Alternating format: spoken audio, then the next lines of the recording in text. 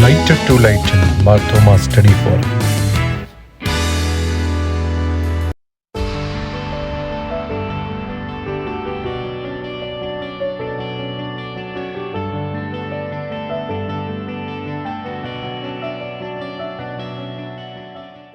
Open forum നമ്മുടെ അഭിപ്രായങ്ങൾക്കും സംശയങ്ങൾക്കും ആ സമയം നമുക്ക് ഉപയോഗിക്കാം. ഇപ്പോൾ മുഖ്യ പ്രഭാഷണത്തിനായി ഉമ്മൻ സാറിനെ ആദരപൂർവ്വം ക്ഷണിക്കുകയും ചെയ്തു കൊള്ളട്ടെ. കഴിഞ്ഞ 4 വർഷത്തോളമായി 209 ആഴ്ചയും പിന്നിട്ട് 5ാമത്തെ വർഷത്തിലേക്ക് കിടക്കുന്ന ലൈറ്റർ ടു ലൈറ്റൻ എന്ന പ്രോഗ്രാം മാർത്തോമ സ്റ്റഡി സെന്ററിന്റെ ആഭിമുഖ്യത്തിൽ നടന്നുവെന്നറിയുന്നത് എനിക്ക് വളരെ സന്തോഷവും ഞാൻ ആ സ്റ്റഡി സെന്ററിനെ ആത്മാർത്ഥമായിട്ട് അഭിനന്ദിക്കുകയും ചെയ്യും. രണ്ടാമത് ഇന്ന് എന്നെ എളിയവനായ എന്നെയും ഇതിനകത്ത് സംസാരിക്കുവാൻ ക്ഷണിച്ച ഇതിൻ്റെ ഭാരവാഹികളെ പ്രത്യേകിച്ചും വിൽസൺ സാറിനെ പ്രത്യേകിച്ചും എൻ്റെ വളരെ വർഷങ്ങളായിട്ടുള്ള സ്നേഹിതനായിട്ടുള്ള മിസ്റ്റർ VI ജേക്കബ്, ഞങ്ങൾ സ്നേഹപൂർവ്വം കുഞ്ഞെന്നാണ് വിളിക്കാറുള്ളത്, കുഞ്ഞിനെയും സുധയെയും എന്നെ ഇതിലേക്ക് കൊണ്ടുവന്നതിന് വേണ്ടി ഞാൻ ആത്മാർത്ഥമായിട്ട് നന്ദി പറയുന്നു. ഇന്നിവിടെ ഈവനിങ്ങിൽ എന്നെ ശ്രദ്ധിക്കുവാൻ വന്നിട്ടുള്ള എല്ലാവർക്കും എൻ്റെ ദൈവനാമത്തിൽ എൻ്റെ സ്നേഹവന്ദനവും ആദ്യമായിട്ട് അറിയിക്കുന്നു. കുഞ്ഞിൻ്റെ ഇൻട്രൊഡക്ഷനിൽ തന്നെ കുഞ്ഞ് എൻ്റെ സബ്ജക്റ്റ് അങ്ങ് ഇൻട്രൊഡ്യൂസ് ചെയ്തതുകൊണ്ട് എനിക്ക് വളരെ സന്തോഷമുണ്ട്. എനിക്കത് കണ്ടിന്യൂ ചെയ്താൽ മതി ഇനിയും. അതായത് കുഞ്ഞ് പറഞ്ഞു, മനുഷ്യനെ ദൈവം ഏൽപ്പിച്ച ഒരു പ്രധാന ഘടകമാണ് ദൈവം സൃഷ്ടിച്ച എല്ലാത്തിനെയും സംരക്ഷിക്കാനായിട്ടുള്ള ഉത്തരവാദിത്വം ബുദ്ധിമാനായ മനുഷ്യന് ദൈവം ആദ്യമേ കൊടുത്തു. കുഞ്ഞ് റെഫർ ചെയ്തതുപോലെ വേദപുസ്തകത്തിലെ ആദ്യത്തെ പുസ്തകമായ ഉൽപ്പത്തി പുസ്തകത്തിൽ തന്നെ പറയുന്നുണ്ട്, ദൈവം ആദിയിൽ ആകാശവും ഭൂമിയും സൃഷ്ടിച്ചു.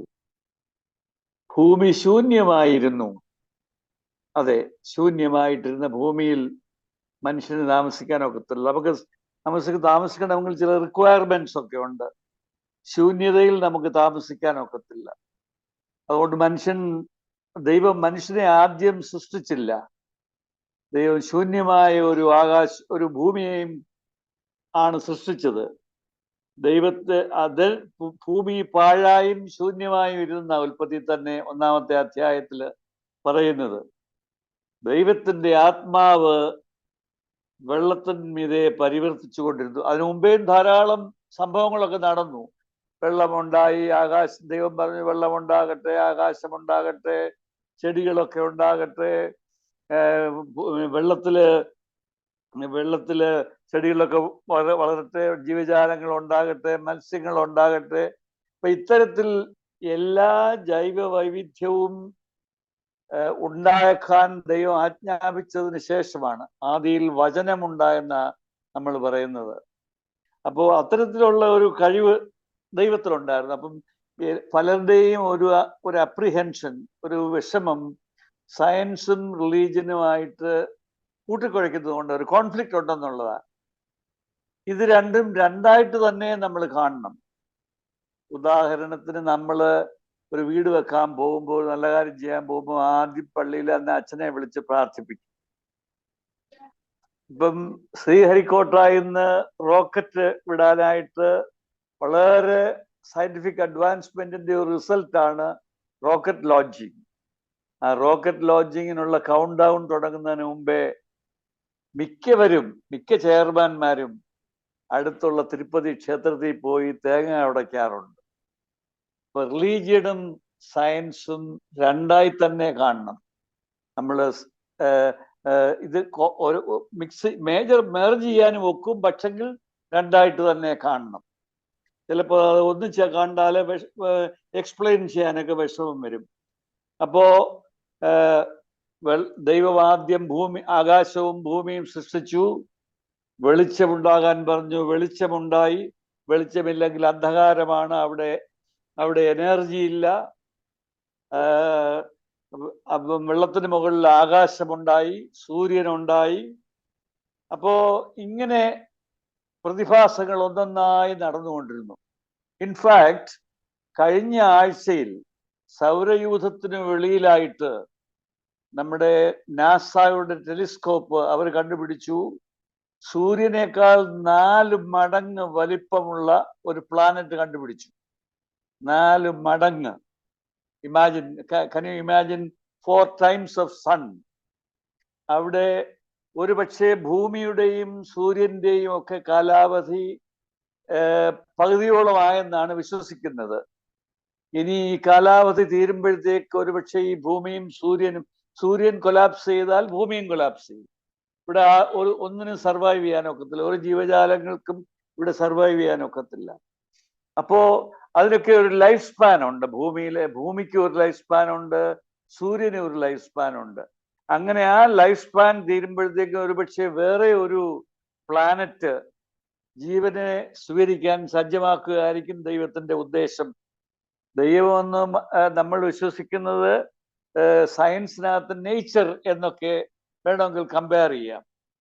അപ്പോൾ അങ്ങനെ ഭൂമി ഉണ്ടായി, ഭൂമിയിൽ ജൈവ വൈവിധ്യമുണ്ടായി. അതുണ്ടായതിന് ശേഷമാണ് ദൈവം അല്ലെങ്കിൽ പ്രകൃതി, നേച്ചർ, ദൈവം എന്ന് തന്നെ അസ്യൂം ചെയ്യാം, മനുഷ്യനെ ദൈവരൂപത്തിൽ തന്നെ സൃഷ്ടിച്ചു. വളരെ അധികം കുഞ്ഞു പറഞ്ഞതുപോലെ ഉത്തരവാദിത്വങ്ങൾ മനുഷ്യനെ ഏൽപ്പിച്ചു. ഈ കാണുന്ന സകല ജൈവ വൈവിധ്യവും സംരക്ഷിക്കേണ്ട ചുമതല നിനക്കാണ്.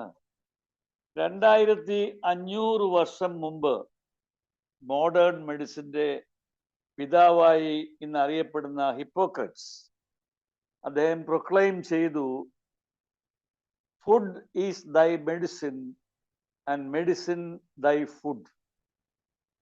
ആഹാരം ആണ് നിന്റെ ഔഷധം, ഔഷധം ആഹാരവും. അതുകൊണ്ട് ഉദ്ദേശിച്ചത് നമ്മൾ ഈ ഭൂമിയെ സംരക്ഷിച്ചാൽ, നമ്മൾ കഴിക്കുന്ന ഭക്ഷ്യപദാർത്ഥങ്ങളെ സംരക്ഷിച്ചാൽ, അത് ഔഷധം പോലെ നമ്മൾ കരുതിയാൽ പിന്നെ നമുക്ക് ആർട്ടിഫിഷ്യലായിട്ട് ഉണ്ടാക്കുന്ന ഔഷധങ്ങളുടെ ആവശ്യമില്ല. നമ്മൾ കഴിക്കുന്ന ആഹാരം തന്നെ ഔഷധമാകും. പക്ഷെ നിർഭാഗ്യവശാൽ ദൈവം മനുഷ്യനെ ഏൽപ്പിച്ച ചുമതല ആദ്യം തൊട്ടേ, നമ്മുടെ വേദപുസ്തകത്തിലൊക്കെ ആദാമിന്റെ കാലം തൊട്ടേ അത് തെറ്റിച്ചു. അതുകൊണ്ട് ഭൂമി പൊല്യൂട്ടഡായി, അല്ലെ വെള്ളം പൊല്യൂട്ടഡായി, അറ്റ്മോസ്ഫിയർ പൊല്യൂട്ടഡായി, എയർ പൊല്യൂട്ടഡായി. ഇന്ന് നമ്മൾ അതിൻ്റെയൊക്കെയും ഫലം അനുഭവിച്ചു കൊണ്ടിരിക്കുക. Delhi suppose to be the worst air polluted city in the world.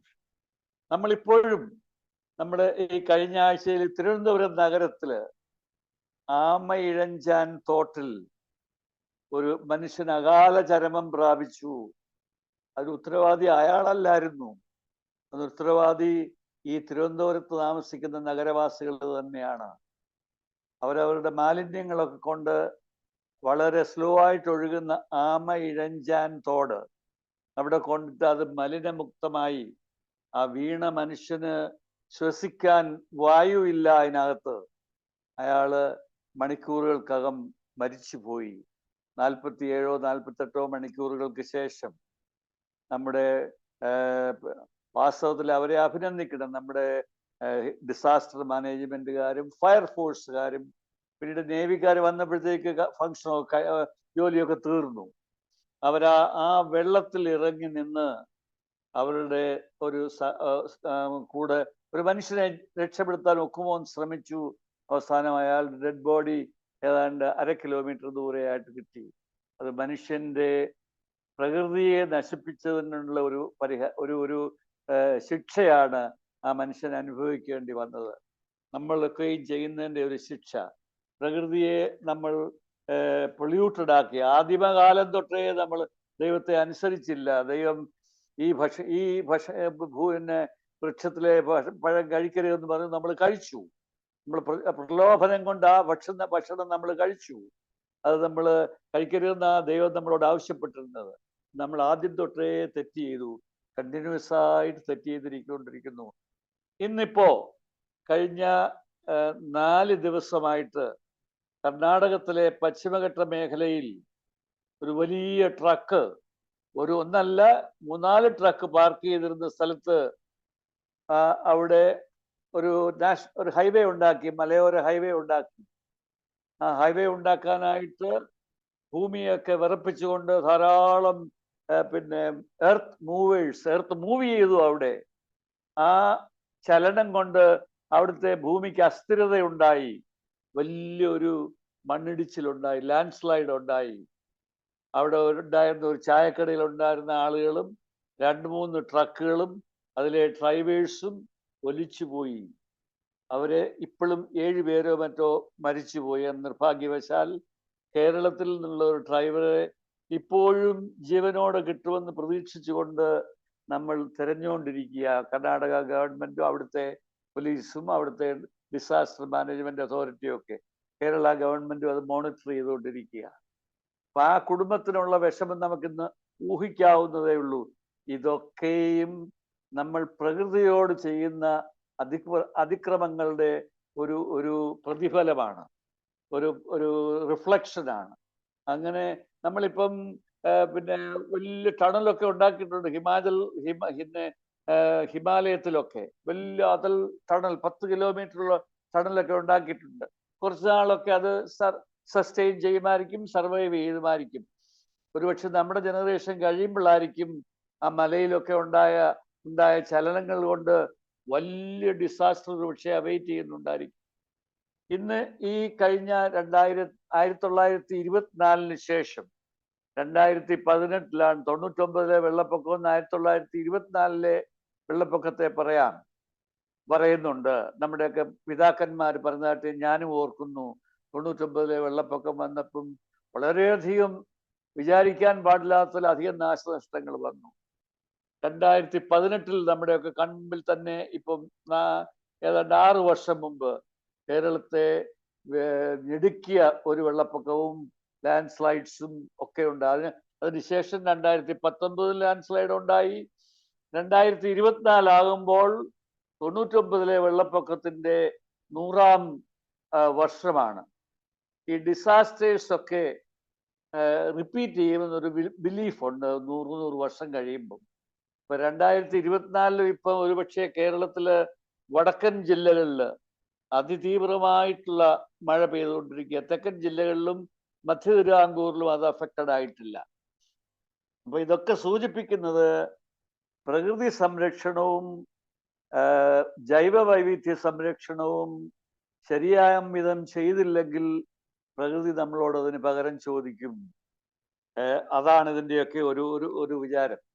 വാസ്തവത്തില് ഭൂമിയുടെ ശ്വാസകോശം അല്ലെ ലങ് എന്നറിയപ്പെടുന്നത് ആമസോൺ റെയിൻ ഫോറസ്റ്റ് ആണ്. സൗത്ത് അമേരിക്കയിലുള്ള വിവിധ രാജ്യങ്ങളിലായിട്ട് വ്യാപിച്ചു കിടക്കുന്ന ആമസോൺ റെയിൻ ഫോറസ്റ്റിനെ ലോകത്തിന്റെ തന്നെ ലങ്സ് ആയിട്ട്, ശ്വാസകോശമായിട്ട്. ശ്വാസകോശത്തിന്റെ ഫങ്ഷൻ എന്തുവാ? അന്തരീക്ഷത്തിൽ നിന്ന് നമുക്ക് ജീവിക്കാൻ ആവശ്യമായിട്ടുള്ള വായു അല്ലെങ്കിൽ ഓക്സിജൻ നമുക്ക് ലഭ്യമാക്കി തരുന്നു. അത് രക്തക്കുഴലുകൾ വഴി ഹാർട്ടിൽ പോയിട്ട് പമ്പ് ചെയ്ത് ശരീരത്തിന്റെ എല്ലാ ഭാഗത്തോട്ടും അയക്കും. എന്നിട്ട് അവിടെ മെറ്റബോളിസം ഒക്കെ നടന്നിട്ട് കാർബൺ ഡൈ ഓക്സൈഡ് ആണ് ഒരു ബൈ പ്രോഡക്റ്റ്. അത് നമുക്ക് ചേരുന്ന ഒരു ബൈ പ്രോഡക്റ്റ് അല്ല, നമ്മുടെ ശരീരത്തിന് വേണ്ടാത്ത ഒരു ബൈ പ്രോഡക്റ്റാണ്. അപ്പോൾ നമ്മൾ കാർബൺ ഡൈ ഓക്സൈഡ് പുറത്തോട്ട് വിടും, മൂക്കിൽ കൂടെയും വായിക്കൂടെയും ഒക്കെ. ആ കാർബൺ ഡൈ ഓക്സൈഡ് ഭൂമിയുടെ അന്തരീക്ഷത്തിൽ കൂടിയാൽ ആ കാർബൺ ഡൈ ഓക്സൈഡും വാട്ടർ വേപ്പറും ചേർന്ന് സൂര്യനിലുള്ള എനർജിയെ, ഫോട്ടോൺ പാർട്ടിക്കിൾസിനെ ആഗിരണം ചെയ്ത് ഗ്ലോബൽ വാർമിംഗ് ഉണ്ടാകും. അതുകൊണ്ട് ഹരിതഗൃഹവാതകങ്ങൾ എന്ന് നമ്മൾ ഗ്രീൻ ഹൗസ് ഗ്യാസസ്, അത് നമ്മുടെ ഉച്ഛ്വാസത്തിൽ മാത്രമല്ല, ഈ ഓട്ടോമൊബൈൽസിൽ നിന്നും കൃഷി ചെയ്യുമ്പം, ഫോർ എക്സാമ്പിൾ നെൽകൃഷി ചെയ്യുമ്പം ധാരാളം മീഥെയിൻ പ്രൊഡ്യൂസ് ചെയ്യും. പശുക്കളെ വളർത്തുമ്പോഴും മൃഗങ്ങളെ വളർത്തുമ്പോഴും ധാരാളം മീഥെയിൻ പ്രൊഡ്യൂസ് ചെയ്യപ്പെടും. അതൊക്കെയും ഹരിതഗൃഹവാതങ്ങളുടെ കൂട്ടത്തിലാണ്. കൂടാതെ 17-ാം നൂറ്റാണ്ടിന്റെ അവസാനം മുതൽ ഉള്ള ഇൻഡസ്ട്രിയൽ വ്യാവസായിക വിപ്ലവം, ഇൻഡസ്ട്രിയൽ റെവല്യൂഷൻ വന്നതിന് ശേഷം ധാരാളം ഫാക്ടറികളും നമ്മുടെ ജീവിത സൗകര്യങ്ങളൊക്കെ ധാരാളം വർദ്ധിച്ചു. നമ്മൾ ആ ഫാക്ടറികളിൽ നിന്നൊക്കെ ധാരാളം കാർബൺ ഡൈ ഓക്സൈഡും സൾഫർ ഡൈ ഓക്സൈഡും കാർബൺ മോണോക്സൈഡും നൈട്രിക് ഓക്സൈഡും ഒക്കെ അന്തരീക്ഷത്തിലോട്ട് തള്ളാൻ തുടങ്ങി. അപ്പൊ അതിനു മുമ്പൊക്കെ ഇതൊന്നും ഉണ്ടാകുന്ന, ഇപ്പം ഭൂമിയിൽ ജൈവ വൈവിധ്യം മാത്രമേ ഉള്ളായിരുന്നു എങ്കിൽ, മനുഷ്യനില്ലാത്ത ജൈവ വൈവിധ്യം, ജീവജാലങ്ങളും പ്ലാന്റ്സ്, സസ്യജാലങ്ങളും ജീവജാലങ്ങളും മനുഷ്യന് ഒഴിച്ചുള്ള മാത്രമേ ഉണ്ടായിരുന്നുള്ളെങ്കിൽ ഇന്നും ഈ ഭൂമിയുടെ ടെമ്പറേച്ചർ ഏതാണ്ട് 20 ഡിഗ്രി സെൽഷ്യസിൽ താഴെ നിന്നേനെ. ഇന്ന് ഗൾഫ് നാടുകളിലൊക്കെ 50 ഡിഗ്രി സെൽഷ്യസ്, നമ്മുടെ രാജസ്ഥാൻ, വടക്കേ ഇന്ത്യ, നോർത്ത് ഇന്ത്യയിലെ ഡൽഹി, രാജസ്ഥാൻ, ആഗ്ര, ജാർഖണ്ഡ്, ഉത്തർപ്രദേശ്, ഈ സിറ്റികളിലൊക്കെ 40-50 ഡിഗ്രി സെൽഷ്യസിലും, ഈവൻ കേരളത്തിൽ, സാധാരണ കേരളത്തിലെ താപനില 32-33 ഡിഗ്രി സെൽഷ്യസ് ആയിരുന്നത് ഈ വർഷം ആദ്യം ഒരു 6 മാസം മുമ്പ് നമ്മുടെ താപനില ഏകദേശം 38-39-40 ഡിഗ്രി സെൽഷ്യസ് ആയിരുന്നു. എൻ്റെ ചെറുപ്പത്തിലൊക്കെ ഫാനൊന്നും ഫാൻ ഇല്ലാതെ ഉറങ്ങിയിട്ടുള്ളത്. എയർ കണ്ടീഷണറിനെ പറ്റി അറിയത്തില്ലായിരുന്നു. അപ്പം കഴിഞ്ഞ 30-40-50 വർഷം കൊണ്ട് ലോകത്തിൽ കാലാവസ്ഥാ വ്യതിയാനം ഉണ്ടായി എന്നുള്ളത് ഒരു സത്യമാണ്. ക്ലൈമറ്റ് ചേഞ്ച് എന്നുള്ളത് ഒരു സത്യമാണ്. ഈ കാലാവസ്ഥാ വ്യതിയാനം എങ്ങനെയാണ് ഉണ്ടാകുന്നത്? ഞാൻ ആദ്യമായിട്ട് അന്ന് ഇച്ചിരി മുമ്പേ പറഞ്ഞു, ഇൻഡസ്ട്രിയൽ റെവല്യൂഷൻ കഴിഞ്ഞ് പിന്നെ ധാരാളം ഫാക്ടറികളൊക്കെ വന്നു, ധാരാളം ഓട്ടോമൊബൈൽസ് വന്നു. ഇപ്പൊ കേരളത്തിൽ തന്നെ റോഡ് ഇല്ലെങ്കിലും വണ്ടികൾ, കാറുകളും ബസ്സുകളും ട്രെയിനും ഒക്കെ ധാരാളമുണ്ട്, വഹിക്കാൻ വയ്യാത്ത പോലെ ധാരാളമുണ്ട്. അപ്പൊ ഇതെല്ലാം പുറത്തോട്ട് വിടുന്നത് കാർബൺ ഡൈ ഓക്സൈഡും കാർബൺ മോണോക്സൈഡുമാണ്. നമ്മളും പുറത്തോട്ട് വിടുന്നത് കാർബൺ ഡൈ ഓക്സൈഡാണ്. അപ്പൊ എല്ലാ ജീവജാലങ്ങളും പുറത്തോട്ട് വിടുന്ന കാർബൺ ഡൈ ഓക്സൈഡിനെ അബ്സോർബ് ചെയ്തില്ലെങ്കിൽ അന്തരീക്ഷത്തിൽ അതിൻ്റെ കോൺസെൻട്രേഷൻ കൂടുകയാണെങ്കിൽ ഗ്ലോബൽ വാർമിംഗ് ഉണ്ടാകും. അത് ക്ലൈമറ്റ് ചേഞ്ച് അല്ലെ കാലാവസ്ഥാ വ്യതിയാനത്തിന് നിദാനമാകും. അപ്പോ ഈ ഭൂമിക്ക് എപ്പോഴും ദൈവം ഭൂമിയെ സൃഷ്ടിച്ചപ്പോൾ തന്നെ ഒരു ഒരു ഒരു സന്തുലിതാവസ്ഥ, ഹോമിയോസ്റ്റാസിസ് എപ്പോഴും ഉണ്ടാക്കിയിട്ടുണ്ട്. അതായത് നമ്മള് ഓക്സിജൻ ലൈഫ് എന്ന് പറയുന്നത് ഓക്സിജനാണ്. നമുക്ക് ജീവൻ നിലനിർത്തണമെങ്കിൽ ആദ്യമായിട്ട് വേണ്ടത് ഓക്സിജനാണ്.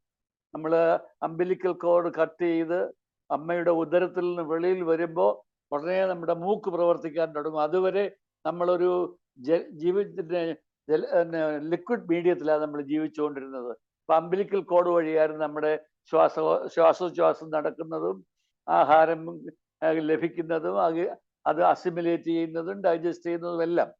അംബിലിക്കൽ കോഡ് കട്ട് ചെയ്ത് നമ്മൾ വെളി വന്ന അംബിലിക്കൽ കോഡും കട്ട് ചെയ്ത് മൂക്കും പ്രവർത്തന സജ്ജമാകുമ്പോൾ ദൈവം നമുക്ക് ആദ്യം തന്ന ഓക്സിജൻ വായു ശ്വസിക്കാൻ തുടങ്ങുന്നു.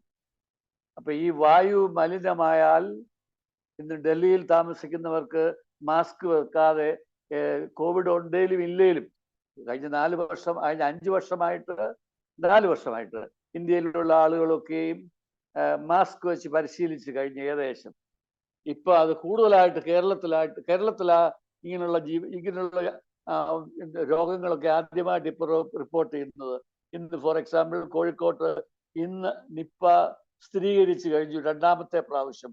ഈ അടുത്തിടെ 2ാമത്തെ പ്രാവശ്യം വളരെ 76% ഡെത്ത് പോസിബിലിറ്റി ഉള്ള ഒരു വൈറസാണ് നിപ്പ വൈറസ്. അത് ആനിമൽ ഹ്യൂമൻ കോൺഫ്ലിക്റ്റ് കൊണ്ട് ഉണ്ടാകുന്ന നമ്മളിലോട്ട് വരുന്ന ഒരു വൈറസാണ്. ഇന്നൊരു 15 വയസ്സുള്ള ഒരു ബാലൻ മരിച്ചു. അത് നിപ്പ വൈറസാണ് സ്ഥിരീകരിച്ചു. ഇപ്പൊ ലോകത്തിൽ എല്ലാത്തിനും ഒരു ബാലൻസ് വേണം. ആ ബാലൻസ് തെറ്റുമ്പോൾ ഇതുപോലുള്ള പ്രതിഭാസങ്ങളൊക്കെ ഉണ്ടാകും. കാലാവസ്ഥാ വ്യതിയാനം ഉണ്ടാകും, വലിയ സൈക്ലോൺ ഉണ്ടാകും. നമ്മൾ തന്നെ ഈ കഴിഞ്ഞ 5-6 വർഷത്തിന് മുമ്പ് നമുക്കിവിടെ ഒരു കടൽക്ഷോഭം, നമുക്കൊരു വലിയൊരു സൈക്ലോൺ ഒക്കെ ഉണ്ടായല്ലോ. സൈക്ലോൺ അല്ലായിരുന്നു വാസ്തവത്തിൽ. ഇപ്പൊ പേരങ്ങോട്ട് വായിലോട്ട് വരുന്നില്ല, പറയാം. എനിവേ, അപ്പൊ കാലാവസ്ഥാ വ്യതിയാനം ഉണ്ടാകുമ്പോൾ എങ്ങനെയായി കാലാവസ്ഥാ വ്യതിയാനം ഉണ്ടാകുന്നത്? നമ്മുടെ അന്തരീക്ഷത്തിലും പ്രകൃതിയിലും നേച്ചറിലും വരുന്ന വ്യത്യാസങ്ങൾ കൊണ്ട് ജൈവ വൈവിധ്യ ശോഷണം സംഭവിക്കുന്നത് കൊണ്ട്. ഈ ജൈവ വൈവിധ്യ ശോഷണം ആദ്യമായിട്ട് നമ്മുടെ മോഡേൺ ആളുകൾ ശ്രദ്ധിക്കുന്നത് സംഘടിതമായിട്ട് ശ്രദ്ധിക്കുന്നത് 1960-കളിലാണ്. 1960-കളില് ഞാൻ നേരത്തെ പറഞ്ഞു, ഭൂമിയുടെ ശ്വാസകോശം ലങ് ആമസോൺ റെയിൻ ഫോറസ്റ്റ് ആണ്. അപ്പൊ ആമസോൺ റെയിൻ ഫോറസ്റ്റിലെ ഡീഫോറസ്റ്റേഷൻ നടക്കുന്നതായിട്ട് അവിടെ പരിസരവാസികൾക്കും ആ രാജ്യങ്ങളിൽ താമസിക്കുന്ന ആളുകൾക്കും മനസ്സിലായി. അപ്പൊ അവര് പറഞ്ഞു, ഇതൊരു ദുർലക്ഷണമാണ്, ഇതിപ്പോഴേ കൺട്രോൾ ചെയ്തില്ലെങ്കിൽ, മുളയിലെ നുള്ളിയില്ലെങ്കിൽ ഭൂമിക്ക് ആപത്താണ് വരാൻ പോകുന്നത് എന്ന് അവർ പറഞ്ഞു. അതിനു മുമ്പ് 1958 മുതൽ അമേരിക്കയിലെ ഒരു നിരീക്ഷക, ഒരു biologist who studied nature, who interacted with nature, who traveled through nature, Rachel Carson എന്ന് പറയുന്ന ലേഡി ഒരു 5 വർഷം അമേരിക്കൻ ഐക്യനാടുകളില് കാടുകളിലൊക്കെ യാത്ര ചെയ്ത് ഒരു പഠനം നടത്തി. ഇത് ശരിയാണോ, ജൈവ വൈവിധ്യ ശോഷണം ഉണ്ടായിട്ടുണ്ടോ, ഭൂമി മലിനമായിട്ടുണ്ടോ, ജലം മലിനമായിട്ടുണ്ടോ എന്നൊക്കെ ഒരു പഠനം നടത്തി.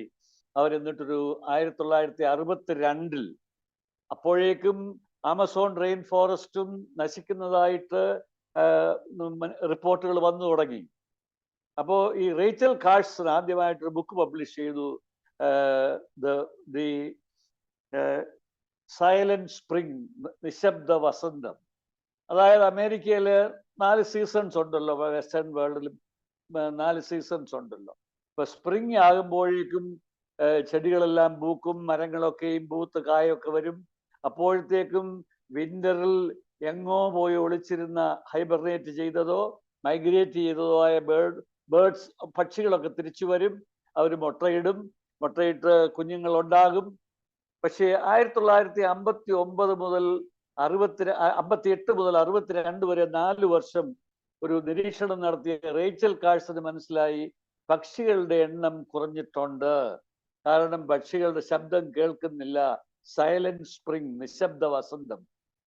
അപ്പൊ അതിന്റെ അർത്ഥം ഒരു നോവൽ അവരിത് എഴുതി, നിശബ്ദ വസന്തം സൈലന്റ് സ്പ്രിംഗ് എന്ന് പറഞ്ഞൊരു ബുക്ക് എഴുതി. അത് മലയാളത്തിലും പബ്ലിഷ് ചെയ്തിട്ടുണ്ട്, നിശബ്ദ വസന്തമായിട്ട്. അവർ ആ ബുക്കുമായിട്ട് അന്നത്തെ അമേരിക്കൻ പ്രസിഡന്റിനെ വിസിറ്റ് ചെയ്തു.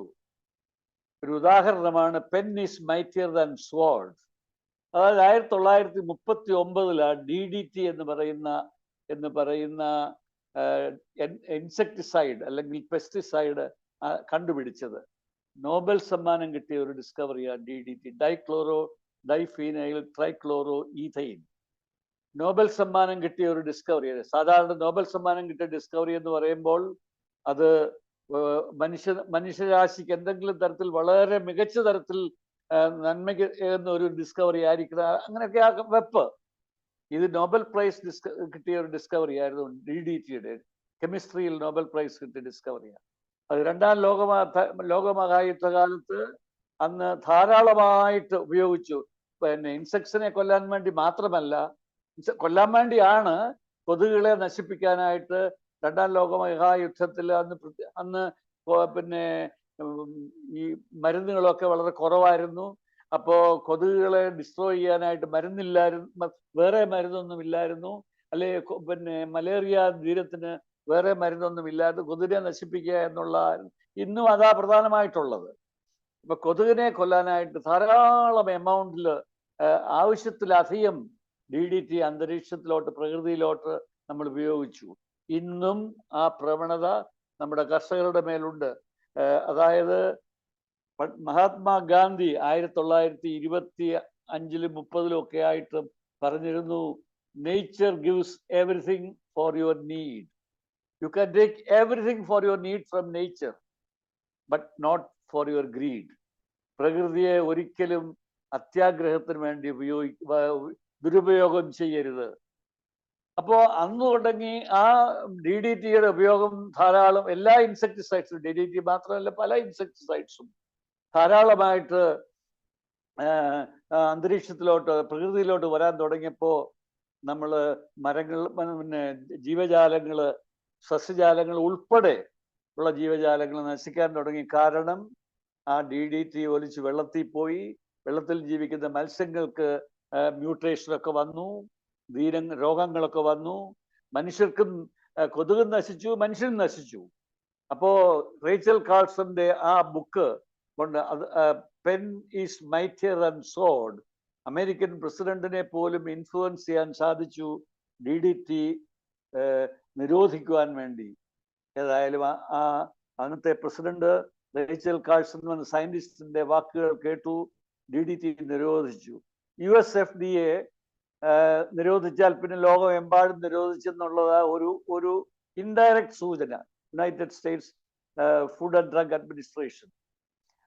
പക്ഷെങ്കിൽ ഇന്നും നമ്മുടെ നാട്ടിലും എല്ലായിടത്തും ഒക്കെയും DDT ഉപയോഗിക്കുന്നത്, DDT അല്ല, DDT ഇന്ത്യയിലും ബാൻ ചെയ്തു. വേറെ വളരെ മാരകമായിട്ടുള്ള ഇൻസെക്ടിസൈഡ്സ് ഉപയോഗിച്ച് വരുന്നതായിട്ടാണ് നാം കാണുന്നത്. അതിന്റെ ഫലമായിട്ട് ധാരാളം ഈ അടുത്ത സമയത്ത് പെരിയാറിന്റെ കരയ്ക്ക് കൊച്ചിയിലൊക്കെ ആയിട്ട് ധാരാളം ഇൻഡസ്ട്രീസ് ഉണ്ട്. ഹിൻഡുസ്ഥാൻ ഇൻസെക്ടിസൈഡ്സ് ആൻഡ് ഓർഗാനിക്കൽ ലിമിറ്റഡ് എന്നൊക്കെ പറഞ്ഞ് ധാരാളം ഇൻഡസ്ട്രീസ് പെരിയാറിന്റെ തീരത്താണ് കൊണ്ടുവച്ചത്. എന്തിനാണെന്നറിയാമോ? അതിന്റെ വേസ്റ്റ് പ്രോഡക്റ്റ് അടിയിൽ കൂടെ വെള്ളത്തിലോട്ട് ഡിസ്ചാർജ് ചെയ്യാനായിട്ട്. അവർക്ക് പ്രോസസ് ചെയ്യണ്ടല്ലോ. ഇപ്പം പക്ഷെങ്കിൽ എല്ലാ ഫാക്ടറീസും അവരുടെ വേസ്റ്റ് വാട്ടർ പിന്നെ പ്യൂരിഫൈ ചെയ്ത് റീസൈക്കിൾ ചെയ്യണമെന്ന് നിർബന്ധമായിട്ട് ലോ കൊണ്ടുവന്നിട്ടുണ്ട്. അതെ, ബൈഡ് ചെയ്യുന്നോ ഇല്ലയോ എന്നുള്ളത് സംശയമാണ്. ഏതായാലും അടുത്ത സമയത്ത് millions of fish died in the Periyar lake. In fact Periyar lake ആണ് കൊച്ചിയുടെ ജീവനാഡി. കൊച്ചിയുടെ നഗരത്തിന്റെ, കൊച്ചിയിലൂടെ ഒഴുകുന്ന ഒരു ബ്ലഡ് വെസൽ എന്ന് പറഞ്ഞാൽ നമുക്ക് ജീവൻ തരുന്ന, ഓക്സിജൻ കൊണ്ടുപോകുന്ന ബ്ലഡ് വെസൽ നമ്മുടെ ജീവനാഡി. അതുപോലാണ് ഈ പെരിയാർ റിവർ കൊച്ചിയിൽ പ്രവർത്തിക്കുന്നത്. ഇന്ന് പക്ഷേ പെരിയാർ റിവറിൽ ഇറങ്ങിയാൽ കുളിക്കാൻ തോന്നത്തില്ല. അവിടുത്തെ തോടുകൾ കണ്ടാൽ കുളിക്കാൻ തോന്നത്തില്ല. എൻ്റെയൊക്കെ ചെറുപ്പത്തിൽ ഞങ്ങൾ തോട്ടിലും ഒക്കെ പോയായിരുന്നു കുളിക്കുന്നത്. ഇന്ന് ഒരു തോട്ടിൽ പോലും കുളിക്കാവുന്ന രീതിയിൽ ക്വാളിറ്റിയുള്ള വെള്ളമില്ല. പിന്നെ ബാക്ടീരിയ, ഫ്രണ്ട്ലി ബാക്ടീരിയയും ഉണ്ട്, എനിമി ബാക്ടീരിയയും ഉണ്ട്. ഇൻഫാക്ട് നമ്മുടെ ശരീരത്തിൽ തന്നെ ഈ ഒരു വലിയൊരു ഡൈവേഴ്സിറ്റി ഉണ്ട് ബാക്ടീരിയകളുടെ. Friendly bacteria, when friends become foe, പിന്നെ കുഴപ്പമായി. ഈ ഫ്രണ്ട്ലി ബാക്ടീരിയ ശത്രുക്കളായി തീരുമ്പോൾ നമുക്ക് അസുഖമാവും. അപ്പോൾ നമ്മൾ ഡൈവേഴ്സിറ്റി ഒക്കെ വ്യത്യാസം വരുമ്പോൾ അത് പ്രതിഫലിക്കുന്നത് അസുഖങ്ങളായിട്ട് നമുക്ക് പ്രതിഫലിക്കും. അല്ലെങ്കിൽ ലോകത്തിലെ പ്രകൃതി സംരക്ഷണത്തിന്റെ ഇല്ലായ്മയായിട്ട് നമുക്ക് വരും. അതിന്റെ റിഫ്ലക്ഷനായിട്ട് കാലാവസ്ഥാ വ്യതിയാനം വരും. ഇന്ന് നമ്മൾ അനുഭവിച്ചുകൊണ്ടിരിക്കുന്ന കാലാവസ്ഥാ വ്യതിയാനം നമ്മുടെ തന്നെ പ്രകൃതി സംരക്ഷണത്തിൽ വന്നിട്ടുള്ള പരാജയമാണ്. അപ്പൊ ഞാൻ നേരത്തെ തന്നെ പറഞ്ഞു, 1960കളിലാണ് ആമസോൺ റെയിൻ ഫോറസ്റ്റ് ഡിപ്ലീറ്റ് ചെയ്യുന്നു, അല്ലെങ്കിൽ അത് ഡീഫോറസ്റ്റേഷൻ നടക്കുന്നു എന്ന് മനസ്സിലായത് 1972 യുണൈറ്റഡ് നേഷൻസിന്റെ ആഭിമുഖ്യത്തിൽ ആദ്യമായിട്ട് സ്റ്റോക്ക്ഹോമിൽ വെച്ച് ഫസ്റ്റ് എർത്ത് സമ്മിറ്റ് കൂടി. ഇന്ത്യയെ പ്രതിനിധീകരിച്ച് അന്നത്തെ പ്രൈം മിനിസ്റ്റർ ആയിരുന്ന മിസസ് ഇന്ദിരാഗാന്ധിയും ആ സമ്മേളനത്തിൽ പങ്കെടുത്തു. അപ്പോൾ തന്നെ നമുക്ക് അനുമാനിക്കാം പ്രാധാന്യം എത്രയും ആയിരുന്നുവെന്ന്. ലോകരാഷ്ട്രങ്ങളിലെ മിക്ക സ്റ്റേറ്റ് ഹെഡ്സ് ആണ് ആ മീറ്റിംഗിൽ പങ്കെടുത്തത്. മിസസ് ഇന്ദിരാഗാന്ധി ഇന്ത്യയെ പ്രതിനിധീകരിച്ച് 1972 സ്റ്റോക്ക്ഹോമിൽ നടത്തിയ എർത്ത് സമ്മിറ്റ് പങ്കെടുക്കുകയുണ്ടായി. അന്ന് മിസസ് ഗാന്ധി, അന്ന് ഇന്ത്യ എന്ന് പറയുന്നത് അന്ന് ഒരു അൺഡെവലപ്ഡ് കൺട്രി. ഇപ്പൊ നമ്മൾ അൺഡെവലപ്ഡ് എന്ന് പറയാനൊക്കത്തില്ല, അണ്ടർ ഡെവലപ്ഡ് എന്നേ പറയാനൊക്കത്തുള്ളൂ. നമ്മൾ ഒരു ഡെവലപ്പിംഗ് കൺട്രിയായി ഇപ്പം. അന്ന് മിസസ് ഗാന്ധി പറഞ്ഞു, ഞങ്ങൾക്ക് ഇപ്പൊ അമേരിക്കയെ പോലെ, റഷ്യയെ പോലെ, അല്ലെങ്കിൽ ഇംഗ്ലണ്ടിനെ പോലെയൊക്കെ വലിയ കൺട്രിയുടെ കൂട്ടത്തിൽ ഒക്കത്തില്ല. ഞങ്ങളുടെ അവിടെ pollution is the biggest enemy for ordinary people. Pollution is the responsible for the poverty in our country. So therefore we will certainly abide by the UN Charter of Laws. അങ്ങനെ മിസസ് ഗാന്ധി 1972 UN സമ്മിറ്റിൽ പ്രോമിസ് ചെയ്തു India will take active part in the environment protection. Amazon rain forest, അപ്പൊ 1970-കളിലാണ് environment movement ആദ്യമായിട്ട് ലോകത്ത് തുടങ്ങുന്നത്. നമ്മളെ സംബന്ധിച്ച് പശ്ചിമഘട്ടം, കുഞ്ഞ് ആദ്യമേ തന്നെ പറഞ്ഞു, പശ്ചിമഘട്ടത്തിന്റെ ഒരു മെൻഷൻ ചെയ്തായിരുന്നു. കേരളത്തെ സംബന്ധിച്ചും സെൻട്രൽ ഇന്ത്യയെ സംബന്ധിച്ചും നമ്മുടെ പശ്ചിമഘട്ടം, ഇംഗ്ലീഷിൽ വെസ്റ്റേൺ ഗാട്സ് എന്ന് പറയും, അത് ഇന്ത്യയുടെ അല്ലെ സെൻട്രൽ ഇന്ത്യയുടെ ലങ്സ് ആണ്. വടക്കേ ഇന്ത്യയുടെ ലങ്സ് ആണ് ഹിമാലയം. ആന്ധ്രാപ്രദേശ് ആ റീജിയനിലുള്ള ഇന്ത്യയുടെ ലങ്സ് ആണ് ഈസ്റ്റേൺ ഘാട്സ്. ഇപ്പോ കേരളത്തെ സംബന്ധിച്ച് പശ്ചിമഘട്ടം അല്ലെ വെസ്റ്റേൺ ഘാട്സ് എന്ന പേര് തന്നെ ഇച്ചിരി ഒരു പാരഡോക്സിക്കലാണ്. അതായത് നമ്മളൊക്കെ ചെറുപ്പത്തിൽ പഠിച്ചിട്ടുണ്ട്, കേരളത്തിന്റെ പടിഞ്ഞാറ് വശം അറേബ്യൻ സമുദ്രവും കിഴക്ക് വശം സഹ്യപർവ്വതവുമാണ്. ഈ സഹ്യപർവ്വതവും വെസ്റ്റേൺ ഘാട്ട് അല്ലെ പശ്ചിമഘട്ടത്തിന്റെ ഒരു ഭാഗമാണ്. അപ്പൊ കേരളത്തിനെ സംബന്ധിച്ച് പശ്ചിമഘട്ടമല്ല കിഴക്ക് ഘട്ടമാണ്, ഈ സഹ്യപർവ്വതമാണ്, പടിഞ്ഞാറ് കടലാണ്. പക്ഷെങ്കിൽ ടോട്ടൽ ഇന്ത്യ മറ്റുള്ള സ്റ്റേറ്റ്സ് ഒക്കെ എടുക്കുമ്പോൾ അത് പശ്ചിമഘട്ടം തന്നെയാണ്. അതായത് പശ്ചിമഘട്ടം എന്ന് പറയുന്നത് കന്യാകുമാരി മുതൽ ഗുജറാത്തിലെ തപ്തി നദി വരെ നീണ്ടുകിടക്കുന്ന മലനിരകളിൽ, അതായത് വലിയ കാടുകൾ കൊണ്ട് ആവരണം ചെയ്ത മലനിരകളുടെ ഒരു സമൂഹമാണ് പശ്ചിമഘട്ടം. 1500 പരം കിലോമീറ്റർ നീളവും 1,64,000 സ്ക്വയർ കിലോമീറ്റർ വിസ്തൃതിയുമുള്ള പശ്ചിമഘട്ടമാണ് കേരളത്തിൻ്റെയും സെൻട്രൽ ഇന്ത്യയുടെയും ശ്വാസകോശം. നമുക്കറിയാമല്ലോ ശ്വാസകോശത്തിന്റെ importance. The moment lungs collapse we are dead.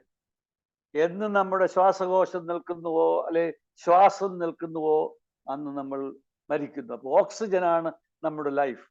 ഞാൻ നേരത്തെ പറഞ്ഞു, നമുക്ക് ഓക്സിജൻ ലഭിക്കുന്നത് അന്തരീക്ഷത്തിൽ നിന്നാണ്. അന്തരീക്ഷത്തിൽ എവിടെ നിന്നാണ് ഓക്സിജൻ വരുന്നത്? നമുക്ക് ചുറ്റുമുള്ള മരങ്ങളിൽ നിന്നാണ്. ദൈവം ആദ്യം സൃഷ്ടിച്ച മരങ്ങൾ, പ്ലാന്റ്സുകൾ, ചെടികൾ, ഇവയെല്ലാമാണ് ഓക്സിജൻ നമുക്ക് തരുന്നത്.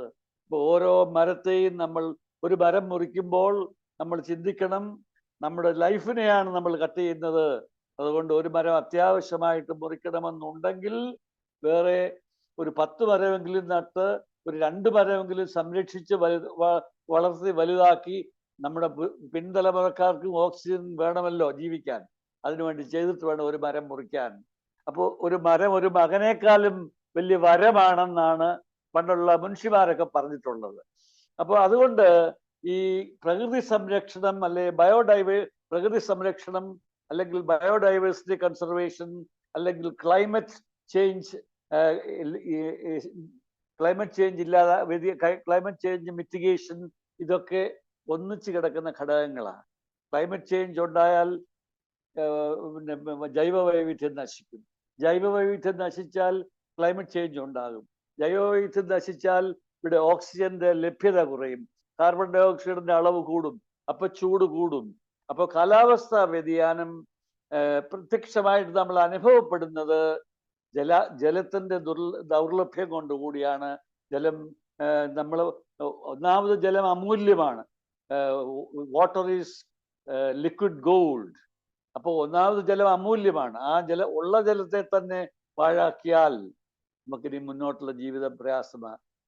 ഇനി ഇവിടെ അടുത്ത തലമുറയ്ക്ക് ഇവിടെ ജീവിക്കാനായിട്ട് പ്രയാസമാണ്. ഗാന്ധി പറഞ്ഞത് ഒന്നുകൂടെ ഞാൻ പറയുകയാണ്, നമ്മൾ nature gives everything for you, take four your need and leave the rest for your children and grand children who are the future generations.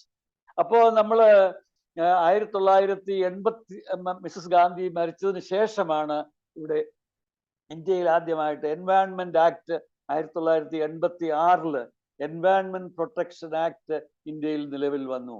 അതനുസരിച്ച് നമ്മൾ പ്രകൃതി സംരക്ഷണത്തിനും ജൈവവൈവിധ്യ സംരക്ഷണത്തിനും കാലാവസ്ഥാ വ്യതിയാനം ഇല്ലാതാക്കാനുമുള്ള ശ്രമങ്ങൾക്ക് നമ്മൾ നിയമപരമായി ഇന്ത്യയിലെ എല്ലാ സിറ്റിസൺസും ബാധ്യസ്ഥരാണ്. അതുകൊണ്ട് 1986 ശേഷം 1982 ആദ്യത്തെ എർത്ത് സമ്മിറ്റ് നടക്കുന്നത്. വീണ്ടും UN ആഭിമുഖ്യത്തിൽ അവർ പറഞ്ഞു ഇതൊന്നും പോരാ, എർത്ത് മൂവ്മെന്റ് അല്ല എൻവയൺമെന്റ് മൂവ്മെന്റ് മാത്രം പോരാ, നമ്മൾ ഈ എൻവയൺമെന്റിനെ പ്രൊട്ടക്ട് ചെയ്യണമെങ്കിൽ നമ്മുടെ ഇവിടുത്തെ എല്ലാ മേഖലകളെയും ഒരുപോലെ ഒന്നിച്ച് പ്രൊട്ടക്ട് ചെയ്യണം. അതുകൊണ്ട് 1992 യുണൈറ്റഡ് നേഷൻസിന്റെ ആഭിമുഖ്യത്തിൽ തന്നെ വീണ്ടും ബ്രസീലിലെ റിയോ ഡി ജനേറിയോയിൽ വെച്ച് ഒരു കൺവെൻഷൻ ഓൺ ബയോളജിക്കൽ ഡിവേഴ്സിറ്റി അല്ലെങ്കിൽ CBD ദാറ്റ് എൻവിസേജസ് 3 മാൻഡേറ്റ്സ് ആയിരുന്നു ഉണ്ടായിരുന്നത്. Conservation of biological diversity, sustainable utilisation or use of biological resources. അതാണ് മഹാത്മാഗാന്ധി പറഞ്ഞത്, ഭൂമിയിലുള്ള നിങ്ങൾ ആവശ്യത്തിന് മാത്രം ഉപയോഗിക്കുക. Sustainable use of bio resources. ഏറ്റവും പ്രധാനമായിട്ട് മൂന്നാമത് ഈ ബയോ റിസോഴ്സസ് അവർക്ക് ജീവിക്കണമല്ലോ. അപ്പൊ ഈ ബയോ റിസോഴ്സസ് വ്യാവസായികമായി എടുക്കുന്ന വലിയ വലിയ കമ്പനികളും കോർപ്പറേറ്റ്സും ഒക്കെ അവരുടെ ലാഭത്തിന്റെ ഒരു വിഹിതം ബയോഡൈവേഴ്സിറ്റി സംരക്ഷിക്കുന്നവർക്ക് കൊടുക്കണം. ഇത് മൂന്നുമാണ് ഈ UNCBDയുടെ 3 പ്രധാന മാൻഡേറ്റ്സ്.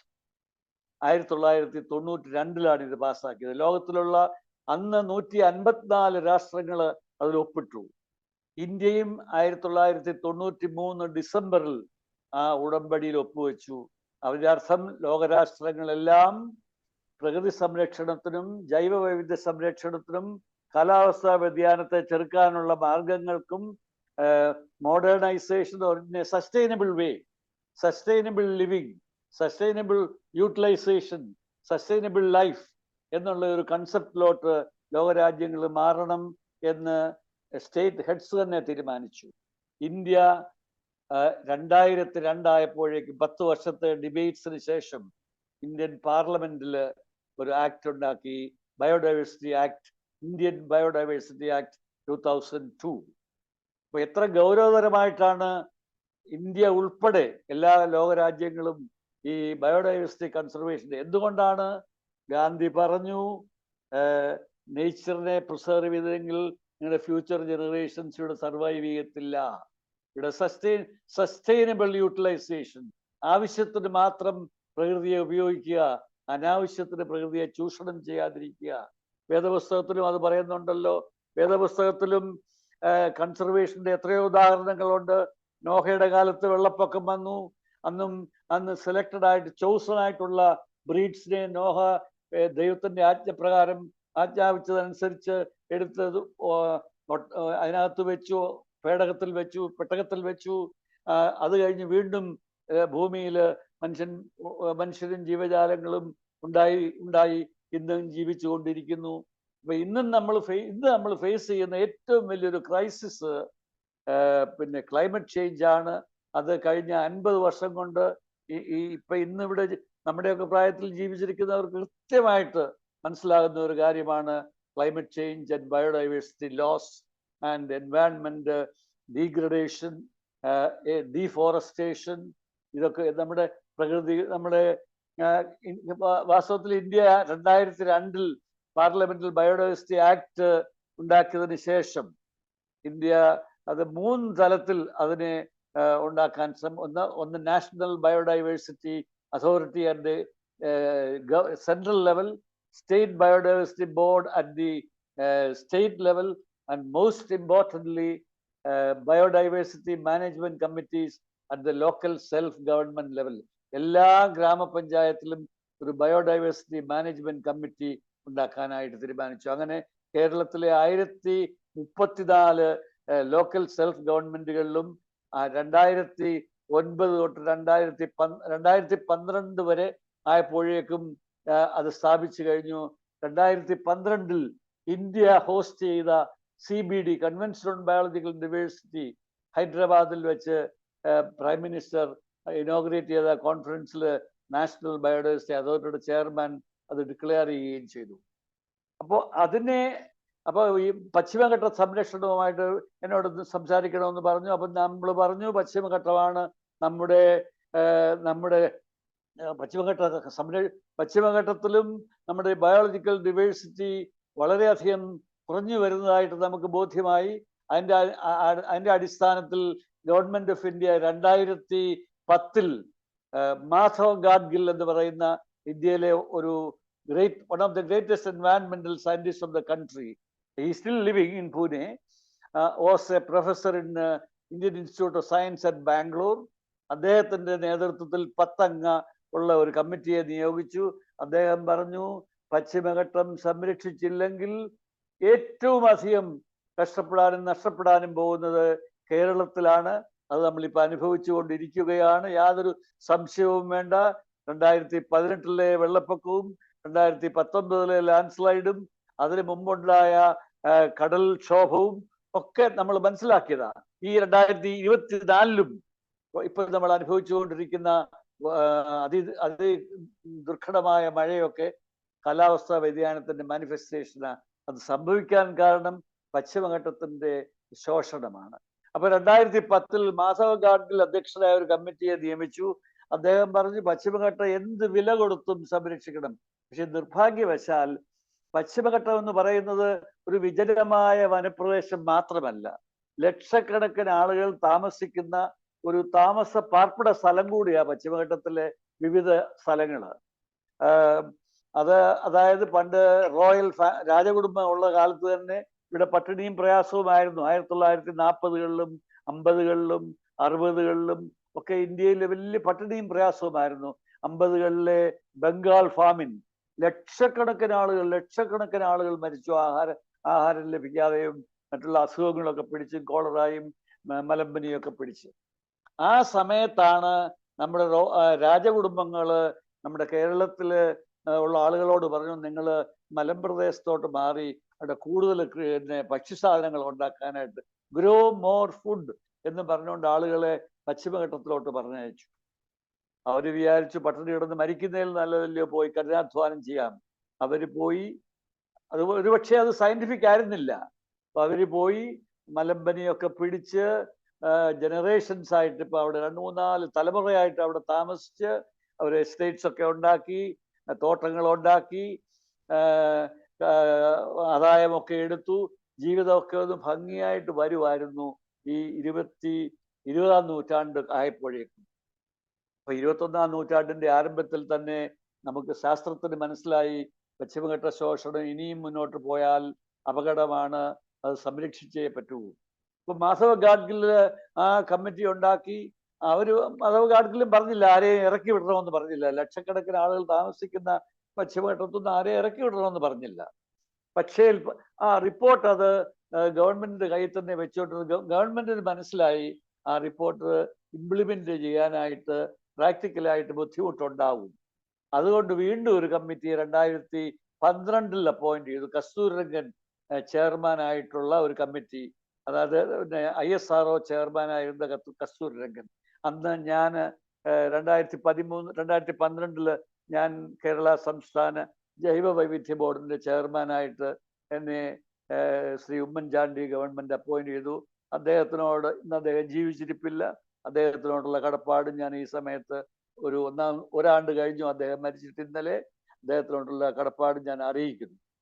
അദ്ദേഹത്തിന് ഒരു വിഷൻ ഉണ്ടായിരുന്നു, കേരളത്തിലെ ഈ പശ്ചിമഘട്ടം സംരക്ഷിക്കണം, നമ്മുടെ കർഷകരെ സംരക്ഷിക്കണം, പശ്ചിമഘട്ട മേഖലയിൽ താമസിക്കുന്നവരെ സംരക്ഷിക്കണം. ഇപ്പൊ കസ്തൂരിരംഗൻ കമ്മിറ്റി റിപ്പോർട്ട് 2013 നവംബറിലാണ് വന്നത്. അപ്പൊ ആ കസ്തൂരിരംഗൻ റിപ്പോർട്ട് തുടങ്ങിയ സമയത്ത്, അതായത് ജൂലൈയിലൊക്കെ ആയപ്പോ കസ്തൂരിരംഗൻ ISRO ചെയർമാൻ ആയിരുന്നുകൊണ്ട് അദ്ദേഹം ഇവിടെ വേളിയിൽ തുമ്പയിൽ വന്ന് ISRO വേളി VSSCയിൽ വന്നു. എന്നെ ഡൽഹിയിൽ നിന്ന് അറിയിച്ചിരുന്നു, ഞാൻ വരുന്നുണ്ട്, എന്നെ ഒന്ന് വന്ന് കാണണം. ഞാൻ ജൈവ വൈവിധ്യ ബോർഡിന്റെ ചെയർമാൻ ആയിരുന്നുകൊണ്ട് ഞാനും ഞങ്ങളുടെ മെമ്പർ സെക്രട്ടറിയും ഈ ഗാഡ്ഗിൽ കമ്മിറ്റിയുടെ റിപ്പോർട്ട് ഒരു പ്രസന്റേഷനൊക്കെ ആക്കി ഞങ്ങൾ പോയി അദ്ദേഹത്തെ കാണിച്ചു. ഞാനത് പ്രസന്റ് ചെയ്തു. അദ്ദേഹം പറഞ്ഞു, നമുക്കിത് how better we can modify it. അപ്പൊ ഞാൻ എൻ്റെ ചെറിയ അറിവിലുള്ള കാര്യങ്ങളൊക്കെ പറഞ്ഞു. അദ്ദേഹത്തിനോട് പറഞ്ഞു, ഈ കസ്തൂരിരംഗൻ കമ്മിറ്റി റിപ്പോർട്ട് വന്നപ്പോഴും പശ്ചിമഘട്ട മേഖലയിലുള്ള ആളുകൾ, പ്രത്യേകിച്ച് കോഴിക്കോട്, ഇടുക്കി, തിരുവനന്തപുരത്തിനടുത്തുള്ളത് അവിടെ ചെമ്പൂർ, അങ്ങനെ പശ്ചിമഘട്ട മേഖലയിൽ താമസിക്കുന്ന കർഷകർക്ക് അതത്ര സന്തോഷമായിരുന്നില്ല. അവരന്നും വിചാരിച്ചു ഞങ്ങളെ എല്ലാം താമസിക്കാതെ ഇവിടുന്ന് ഇറക്കി വിടും, ഞങ്ങളൊന്നും ജീവിക്കാൻ തുടങ്ങിയതേ ഉള്ളൂ, ഇനി ഞങ്ങൾക്ക് ജീവിക്കാനായിട്ട് ഒക്കുകയില്ല എന്നൊക്കെ പറഞ്ഞ് അവര് വലിയൊരു പ്രക്ഷോഭം അങ്ങ് തുടങ്ങി. പശ്ചിമഘട്ട മേഖലയിൽ അക്രമം തുടങ്ങി. ആ ഗവൺമെന്റിന്റെ ബസ്സുകളോ കത്തിക്കാൻ തുടങ്ങി. അന്നേരം ഉമ്മൻചാണ്ടി സർക്കാർ ആലോചിച്ചതിന് എന്താ ഒരു പരിഹാരം. അവരൊരു 3 അംഗ കമ്മീഷനെ നിയോഗിച്ചു.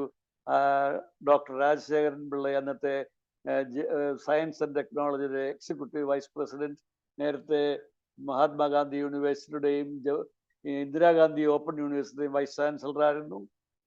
തമിഴ്നാട്ടിലെ അഡീഷണൽ ചീഫ് സെക്രട്ടറി ആയിരുന്ന ശ്രീ പി സി സിറിയക്, ഞാനും ഉണ്ടായിരുന്നു. ഞാനായിരുന്നു ആ കമ്മിറ്റിയുടെ കൺവീനറായിട്ട് പ്രവർത്തിച്ച ഞാനുമായിരുന്നു. ഞങ്ങള് 2013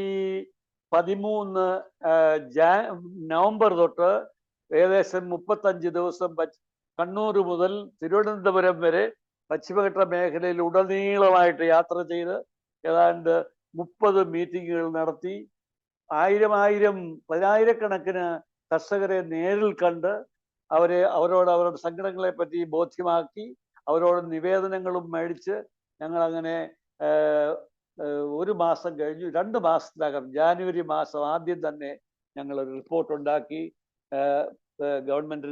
കേരള ഗവൺമെന്റിന് സമർപ്പിച്ചു. കേരള ഗവൺമെന്റ് അത് അസംബ്ലി വെച്ച് യുണാനിമസ് ആയിട്ട് പാസ്സാക്കി. Ministry of environment, forest and climate change ന്യൂഡൽഹിയിലോട്ട് സെൻട്രൽ ഗവൺമെന്റിലോട്ട് അയച്ചു. അതിനുശേഷം മുഖ്യമന്ത്രിയും ഞാനും എൻവയൺമെന്റ് മന്ത്രി പിന്നെ തിരുവഞ്ചൂർ രാധാകൃഷ്ണൻ സാറായിരുന്നു, അദ്ദേഹവും ഞാനും ഒക്കെ പല പ്രാവശ്യം ഞങ്ങൾ കേന്ദ്ര ഗവൺമെന്റിനെ പോയി കണ്ട് ഈ റിപ്പോർട്ടിന്റെ പ്രസക്ത ഭാഗങ്ങളൊക്കെ പറഞ്ഞു. പ്രസക്തമായിട്ട് ഞങ്ങൾ പറഞ്ഞത് അവിടെയുള്ള കർഷകരെയും അവിടെ താമസിക്കുന്ന ആളുകളെയും കുടിയൊഴിപ്പിക്കുവാൻ പാടില്ല, അവരെ അവിടെ തന്നെ ഉൾക്കൊള്ളിച്ചുകൊണ്ട് പ്രകൃതി സംരക്ഷണം അവരെ കൊണ്ട് തന്നെ നടത്തി തോട്ടങ്ങളും അവരുടെ ആദായം ഉണ്ടാക്കുന്ന തോട്ടങ്ങളും പിന്നെ അവരുടെ വാസസ്ഥലവും കൃഷിഭൂമിയും പിന്നെ എൻവയൺമെന്റലി സെൻസിറ്റീവ് ഏരിയ ആക്കാൻ പാടില്ല.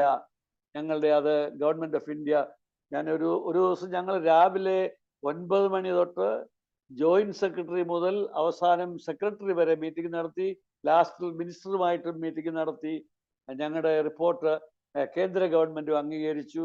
2014 ജാനുവരി 14 മാസത്തിൽ ആ റിപ്പോർട്ട് ഒരു കരട് റിപ്പോർട്ടായിട്ട് ഗസറ്റിൽ പബ്ലിഷ് ചെയ്യുകയും ചെയ്തു. ഒരു റിപ്പോർട്ട് അത് 1.5 വർഷത്തെ കാലാവധിയാണ് ഒരു ഡ്രാഫ്റ്റ് റിപ്പോർട്ടുള്ളത്, കരട് റിപ്പോർട്ടുള്ളത്. അത് വീണ്ടും നീട്ടി കൊണ്ടുപോയി ഇപ്പോഴാണ് ഏകദേശം ഒരു ലാസ്റ്റ് സ്റ്റേജായി അത് റിപ്പോർട്ടാക്കി വരാനായിട്ട്. ഇന്നലെ ഞാൻ KPCC ഓഫീസിൽ വെച്ച് ഇടുക്കിയിൽ നിന്ന് വന്ന് 2 പേരെ കാണാനിടയുണ്ടായി. അവരെന്നെ കണ്ടപ്പോഴത്തേക്ക് എൻ്റെ അടുത്ത് ഓടി വന്ന് പറഞ്ഞു, നിങ്ങളുടെ റിപ്പോർട്ടാണ് ഞങ്ങളെ രക്ഷിച്ചത്, ഞങ്ങൾ എന്നും സാറിനോട് കടപ്പെട്ടിരിക്കുന്നു.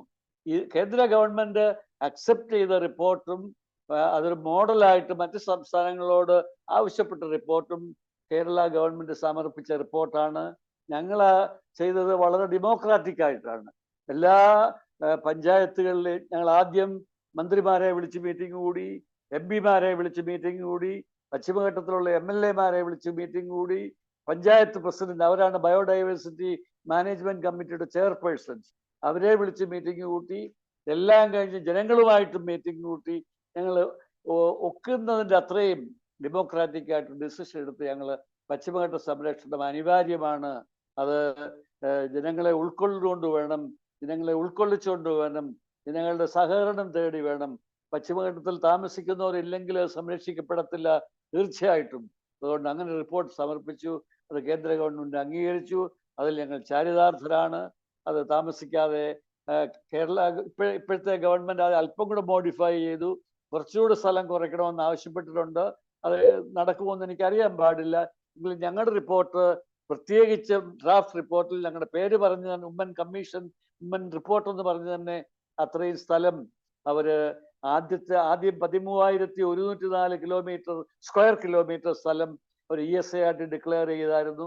അത് ഞങ്ങൾ സജസ്റ്റ് ചെയ്തു 9,900 ചില 1987 സ്ക്വയർ കിലോമീറ്റർ ആക്കിയിട്ട് ഞങ്ങൾ 3400 സ്ക്വയർ കിലോമീറ്റർ കുറച്ചു. ഞങ്ങളാൽ കഴിയുന്നത്, ഞങ്ങളുടെ ഉദ്ദേശം പശ്ചിമഘട്ടവും സംരക്ഷിക്കണം, ഒപ്പം അവിടെ താമസിക്കുന്ന ജനങ്ങളുടെ ആവശ്യവും പരിഗണിക്കണം, അവരെ കൊണ്ട് തന്നെ പശ്ചിമഘട്ടം സംരക്ഷിക്കണം. വാസ്തവത്തിൽ പശ്ചിമഘട്ടത്തിൽ താമസിക്കുന്ന കർഷകരാരും പ്രകൃതിയെ ദ്രോഹിക്കുന്നവരല്ല. അവർക്കറിയാം പ്രകൃതി ക്ഷോഭിച്ചാൽ കൃഷി നടക്കത്തില്ല.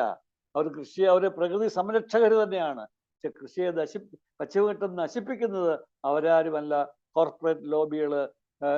ഗാന്ധി പറഞ്ഞതുപോലെ പ്രകൃതിയെ ചൂഷണം ചെയ്യുന്നവരാണ് ധനത്തിനു വേണ്ടി.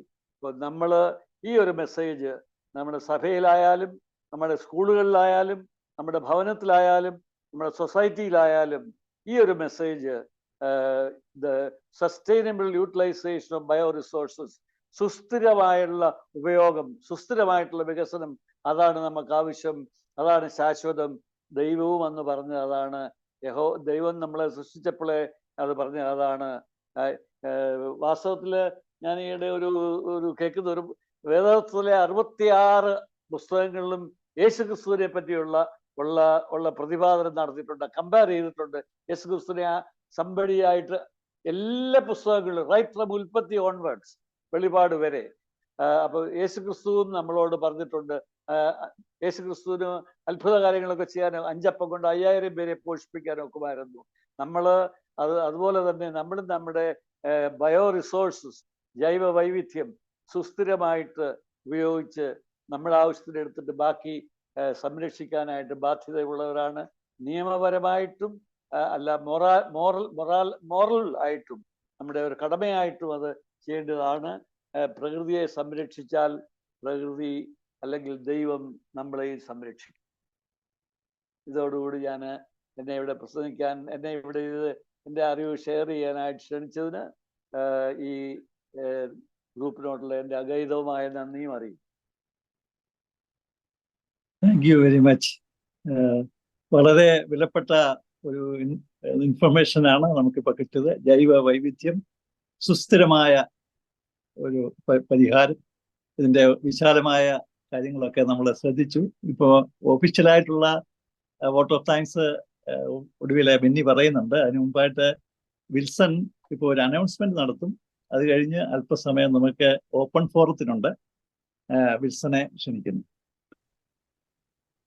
അടുത്ത അനൗൺസ്മെന്റ് ആണ്. അനൗൺസ്മെന്റില് ഈ സമയം വിനിയോഗിക്കുന്നത് നമ്മുടെ അടുത്ത മീറ്റിങ്ങിന്റെ അറിയിപ്പിന് വേണ്ടിയാണ്. ആദ്യമേ ഞാൻ പറഞ്ഞുകൊള്ളട്ടെ, ചില പുതിയ ആൾക്കാരുള്ളത് കൊണ്ട് പറയുകയാണ്. നമ്മൾ സ്ഥിരമായിട്ട് ഇതേ ലിങ്കും പാസ്വേഡുമാണ് യൂസ് ചെയ്യുന്നത്. അതുകൊണ്ട് ഈ പാസ്വേഡ് ലിങ്ക് ഉപയോഗിച്ച് അടുത്ത ആഴ്ചകളിലും തുടർച്ചയായിട്ടുള്ള ആഴ്ചകളിലൊക്കെ പ്രവേശിക്കാവുന്നതാണ്. നമ്മളെ അടുത്ത ആഴ്ചയിലെ ഒരു ക്രൈസ്തവ ഗാന രചയിതാവിന്റെ പ്രഭാഷണമാണ് ശ്രവിക്കുന്നത്. കഴിഞ്ഞ ആഴ്ചയിൽ നമ്മൾ വിൽസൺ ചേന്നനാട്ടിലിന്റെ പ്രഭാഷണം ആരംഭിച്ചു. ഇപ്പോൾ നമ്മൾ ഉമ്മൻ സാറിനെ നേരത്തെ ബുക്ക് ചെയ്തിരുന്നതാണ്. അതുകൊണ്ടാണ് ഇടയ്ക്കൊരു പ്രോഗ്രാം ഇങ്ങനെ വന്നത്. അതുകൊണ്ട് ഇനിയും തുടർച്ചയായിട്ട് ക്രൈസ്തവ ഗാന രചയിതാക്കളുടെ ഗാനരചനയുമായിട്ട് ബന്ധപ്പെട്ട ടോക്കുകളാണ്. ഒരു പരമ്പരയായിട്ടാണ്. ക്രൈസ്തവ ഗാന ചക്രവാളം എന്നുള്ള പേരിൽ അതിൻ്റെ ഒരു പരമ്പരയാണ്. അടുത്ത ആഴ്ച 150-ലധികം ക്രൈസ്തവ ഗാനം രചിച്ച പ്രൊഫസർ കോശി തലയ്ക്കൽ ആണ് അടുത്ത ആഴ്ചയിലെ പ്രഭാഷണം നടത്തുന്നത്.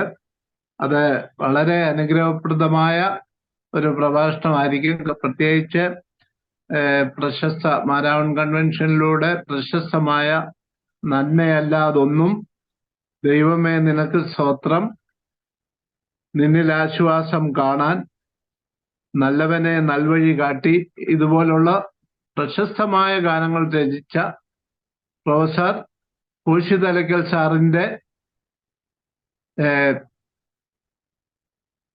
പ്രഭാഷണമായിരിക്കും അടുത്ത ആഴ്ച നടക്കുന്നത്. ഏവരും അതിൽ പ്രവേശിക്കണമെന്ന് അഭ്യർത്ഥിക്കുന്നു. ഇനി നമുക്ക് ഓപ്പൺ ഫോറത്തിനുള്ള സമയമാണ്. ഇതേപ്പറ്റി എന്തെങ്കിലും ചോദ്യങ്ങൾ ഉള്ളവര് അല്ലെങ്കിൽ കൂട്ടിച്ചേർക്കണമെന്ന് ആഗ്രഹിക്കുന്നവര് സിസ്റ്റത്തില് കൈ ഉയർത്തി സിസ്റ്റത്തിലെ ഹാൻഡ് റൈസ് ചെയ്ത് ചോദിക്കാവുന്നതാണ്. വളരെ ചുരുക്കമായിട്ട് ചോദിക്കണമെന്ന് അഭ്യർത്ഥിക്കുന്നു. കാരണം നമുക്ക് ലിമിറ്റഡ് സമയത്തിനുള്ളിൽ തീർക്കേണ്ടതുള്ളതുകൊണ്ട്. അതുകൊണ്ട് സിസ്റ്റത്തില് കൈ ഉയർത്താം. വിൽസൺ, ആദ്യമേ വിൽസന്റെ തന്നെയാണ്. ഞാൻ തന്നെ ചോദ്യം ആരംഭിക്കുകയാണ്. ചോദ്യമല്ല, അറിയാനുള്ള ആഗ്രഹം കൊണ്ടാണ്. ഒന്നാമത് ഈ സാറിന്റെ പ്രഭാഷണം വളരെ ഭംഗിയായിട്ട് ആദ്യ അവസാനം സാറ് പ്രത്യേകിച്ച് ജൈവ വൈവിധ്യത്തിന്റെ പ്രാധാന്യത്തിന് ഊന്നൽ കൊടുത്തുകൊണ്ട് തന്നെയാണ് സംസാരിച്ച്. കൂട്ടത്തിൽ സാറ് നമ്മുടെ ഇവിടുത്തെ ഒരു രാഷ്ട്രീയ അല്ലെങ്കിൽ ഒരു വിവാദ വിഷയത്തില് സാറിന്റെ റോള് വളരെ വ്യക്തമാക്കുന്ന രീതിയിൽ തന്നെ നല്ല ഭംഗിയായിട്ട് ആ വിഷയം അവതരിപ്പിച്ചു. അപ്പൊ എനിക്ക് ഒന്ന് രണ്ട് സംശയമുള്ളത്, ഒന്ന് ഈ ഗ്ലോബൽ വാർമിങ് അല്ലെ ഈ കാലാവസ്ഥ ചേഞ്ചിന് പ്രധാനമായിട്ടുള്ള കാരണമായിട്ട് മാറിയിരിക്കുന്നത്, അത് ജൈവ വൈവിധ്യവുമായിട്ട് ബന്ധപ്പെടുത്തുന്നത് ശരിയാണ്. എന്നാൽ പോലും അതിനേക്കാൾ ഉപരി നമ്മുടെ രാജ്യത്ത് വർദ്ധിച്ചു വരുന്ന വാഹനങ്ങളുടെ, അതായത് ഫോസിൽ ഫ്യൂവല് ഉപയോഗിച്ച് അത് കത്തുമ്പോഴുണ്ടാകുന്ന കാർബൺ മോണോക്സൈഡും കാർബൺ ഡയോക്സൈഡും അന്തരീക്ഷത്തിന്റെ ഓസോൺ ലെയറുകളെ ശക്തമായിട്ട് തകർത്ത് ഓസോൺ ലെയറുകൾ നഷ്ടപ്പെടുന്നത് കൊണ്ട് ആണ് ഈ ഗ്ലോബൽ വാർമിങ് വളരെ കൂടിയതായിട്ടാണ് ഞാൻ മനസ്സിലാക്കുന്നത്. അതിന്റെ ഭാഗമായിട്ടാണ് ഈ കാലാവസ്ഥാ വ്യതിയാനം വൻതോതിൽ സംഭവിച്ചിരിക്കുന്നത്. അപ്പോഴേ ഈ ഹൈഡ്രോ കാർബൺ കത്തിക്കുന്ന, പ്രത്യേകിച്ച് വാഹനങ്ങളുടെ വർദ്ധിച്ചു വരുന്ന വാഹനങ്ങളുടെ ഉപയോഗം, പ്രത്യേകിച്ച് ഇപ്പോൾ നമ്മളെ കേരളത്തിനെ സംബന്ധിച്ച് വനം കേരളത്തിന്റെ പെർസെൻറ്റേജ് കുറഞ്ഞിട്ടില്ല. ബാക്കി സ്റ്റേറ്റുകളിലൊക്കെ കുറഞ്ഞെങ്കിൽ പോലും കേരളത്തിന്റെ വനം ആ ഏകദേശം 20% ഉറച്ചു നിൽക്കുന്ന സമയത്തും, എന്നിട്ട് പോലും കേരളത്തിലെ വാഹനങ്ങളുടെ എണ്ണം, മിക്കവാറും വീട്ടുകളിലെ വാഹനം 1ഉം 2ഉം വാഹനങ്ങൾ വർദ്ധിച്ചു വരുന്നു. ആ ഒരു കാരണം കൂടെ ഈ കാലാവസ്ഥാ വ്യതിയാനവുമായിട്ട് ബന്ധപ്പെടുത്തി നമ്മൾ ചിന്തിക്കേണ്ടതല്ലേ? പ്രത്യേകിച്ച് ഈ AC, അതുപോലെ വാഹനം, ഇതുപോലൊക്കെയുള്ള ആധുനിക സുഖസൗകര്യങ്ങൾ വർദ്ധിപ്പിക്കുന്ന ഉപകരണങ്ങളുടെ ഇതിനൊരു കാരണമല്ലേ എന്നുള്ളതാണ്. അതിനെപ്പറ്റി കൂടെ ഒന്ന് അഭിപ്രായം അറിഞ്ഞാൽ കൊള്ളാമെന്നുള്ളതാണ് ഒന്നാമത്തെ ഒരു വിഷയം ചോദിക്കാനായിട്ടുള്ള. രണ്ടാമത്, ഈ മാധവ് ഗാഡ്ഗിൽ കമ്മീഷന്റെയും കസ്തൂരി രംഗന്റെ റിപ്പോർട്ടും ഒരർത്ഥത്തില് ശരിക്കും പറഞ്ഞാൽ ഈ നിങ്ങൾ 3 പേരുടെ റിപ്പോർട്ടുകളും പരസ്പരം ബന്ധപ്പെട്ടതാണെങ്കിൽ പോലും ശരിക്കും സാറിന്റെ നിയമനവും സാറിന്റെ റിപ്പോർട്ടൊക്കെ ഇവിടുത്തെ ഒരു രാഷ്ട്രീയ പ്രതിസന്ധി ഒഴിവാക്കുവാൻ വേണ്ടി ഈ കൂടിയല്ലായിരുന്നോ? അങ്ങനെ ഒരു തോന്നല് ചിലർക്കൊക്കെ ഉണ്ടായിട്ടുണ്ട്. അപ്പം അതുകൊണ്ട് അതിന് അനുരൂപമായിട്ടുള്ള ഒരു റിപ്പോർട്ട് തയ്യാറാക്കാൻ സാറ് ബാധ്യസ്ഥനായതല്ലേ എന്നൊരു സംശയമുണ്ട്. അതിനെപ്പറ്റി സാറ് ഒന്ന് വിശദീകരിച്ചാല്. ഞാനൊരു കുറ്റപ്പെടുത്തലല്ല, അങ്ങനെ ചിന്തിക്കരുത്, ക്ഷമിക്കണം. എന്നാലും പലരും മാധവ് ഗാഡ്ഗിൽ റിപ്പോർട്ടായിരുന്നു ഏറ്റവും പെർഫെക്റ്റ് എന്ന് പറഞ്ഞ് ഞാൻ കേട്ടിട്ടുണ്ട്. അതിന്റെ അടിസ്ഥാനത്തിലാണ് ഞാൻ ഇങ്ങനെ ഒരു ചോദ്യം ഉന്നയിക്കുന്നത്.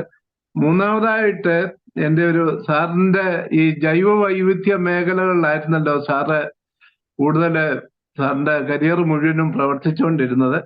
ഇപ്പൊ കേരളത്തില് ഇങ്ങനെയുള്ള ജൈവ വൈവിധ്യം, അതായത് കേരളത്തിൽ എന്തെങ്കിലും സ്പീഷീസുകൾ, മീൻസ് വർഗങ്ങള് പെർമനന്റ് ആയിട്ട് നഷ്ടപ്പെട്ടു പോയിട്ടുണ്ടോ, അങ്ങനെ ഐഡന്റിഫൈ ചെയ്തിട്ടുണ്ടോ? അതിനെപ്പറ്റി ഈ 3 വിഷയമാണ് എനിക്ക് ചോദിക്കാനുള്ളത്. സാർ അതിന്റെ ഉത്തരം പറഞ്ഞ ഉപകാരമായിരുന്നു. ആദ്യത്തെ കാര്യം, കാലാവസ്ഥാ വ്യതിയാനം, ഗ്ലോബൽ വാർമിംഗ് കൊണ്ടാണ് ഈ ജൈവ വൈവിധ്യ സംരക്ഷണവും കാലാവസ്ഥാ വ്യതിയാനവും പ്രകൃതി സംരക്ഷണവും ഒക്കെ ഒന്നിച്ചുള്ളതാണ്. ഇതിനെ ഇൻഡിപെൻഡന്റ് ആയിട്ട് കാണാനേ ഒക്കത്തില്ല. ഞാൻ പറഞ്ഞു, കാലാവസ്ഥാ വ്യതിയാനത്തിന്റെ മാനിഫെസ്റ്റേഷൻ ചൂട് കൂടുന്നതാണ്.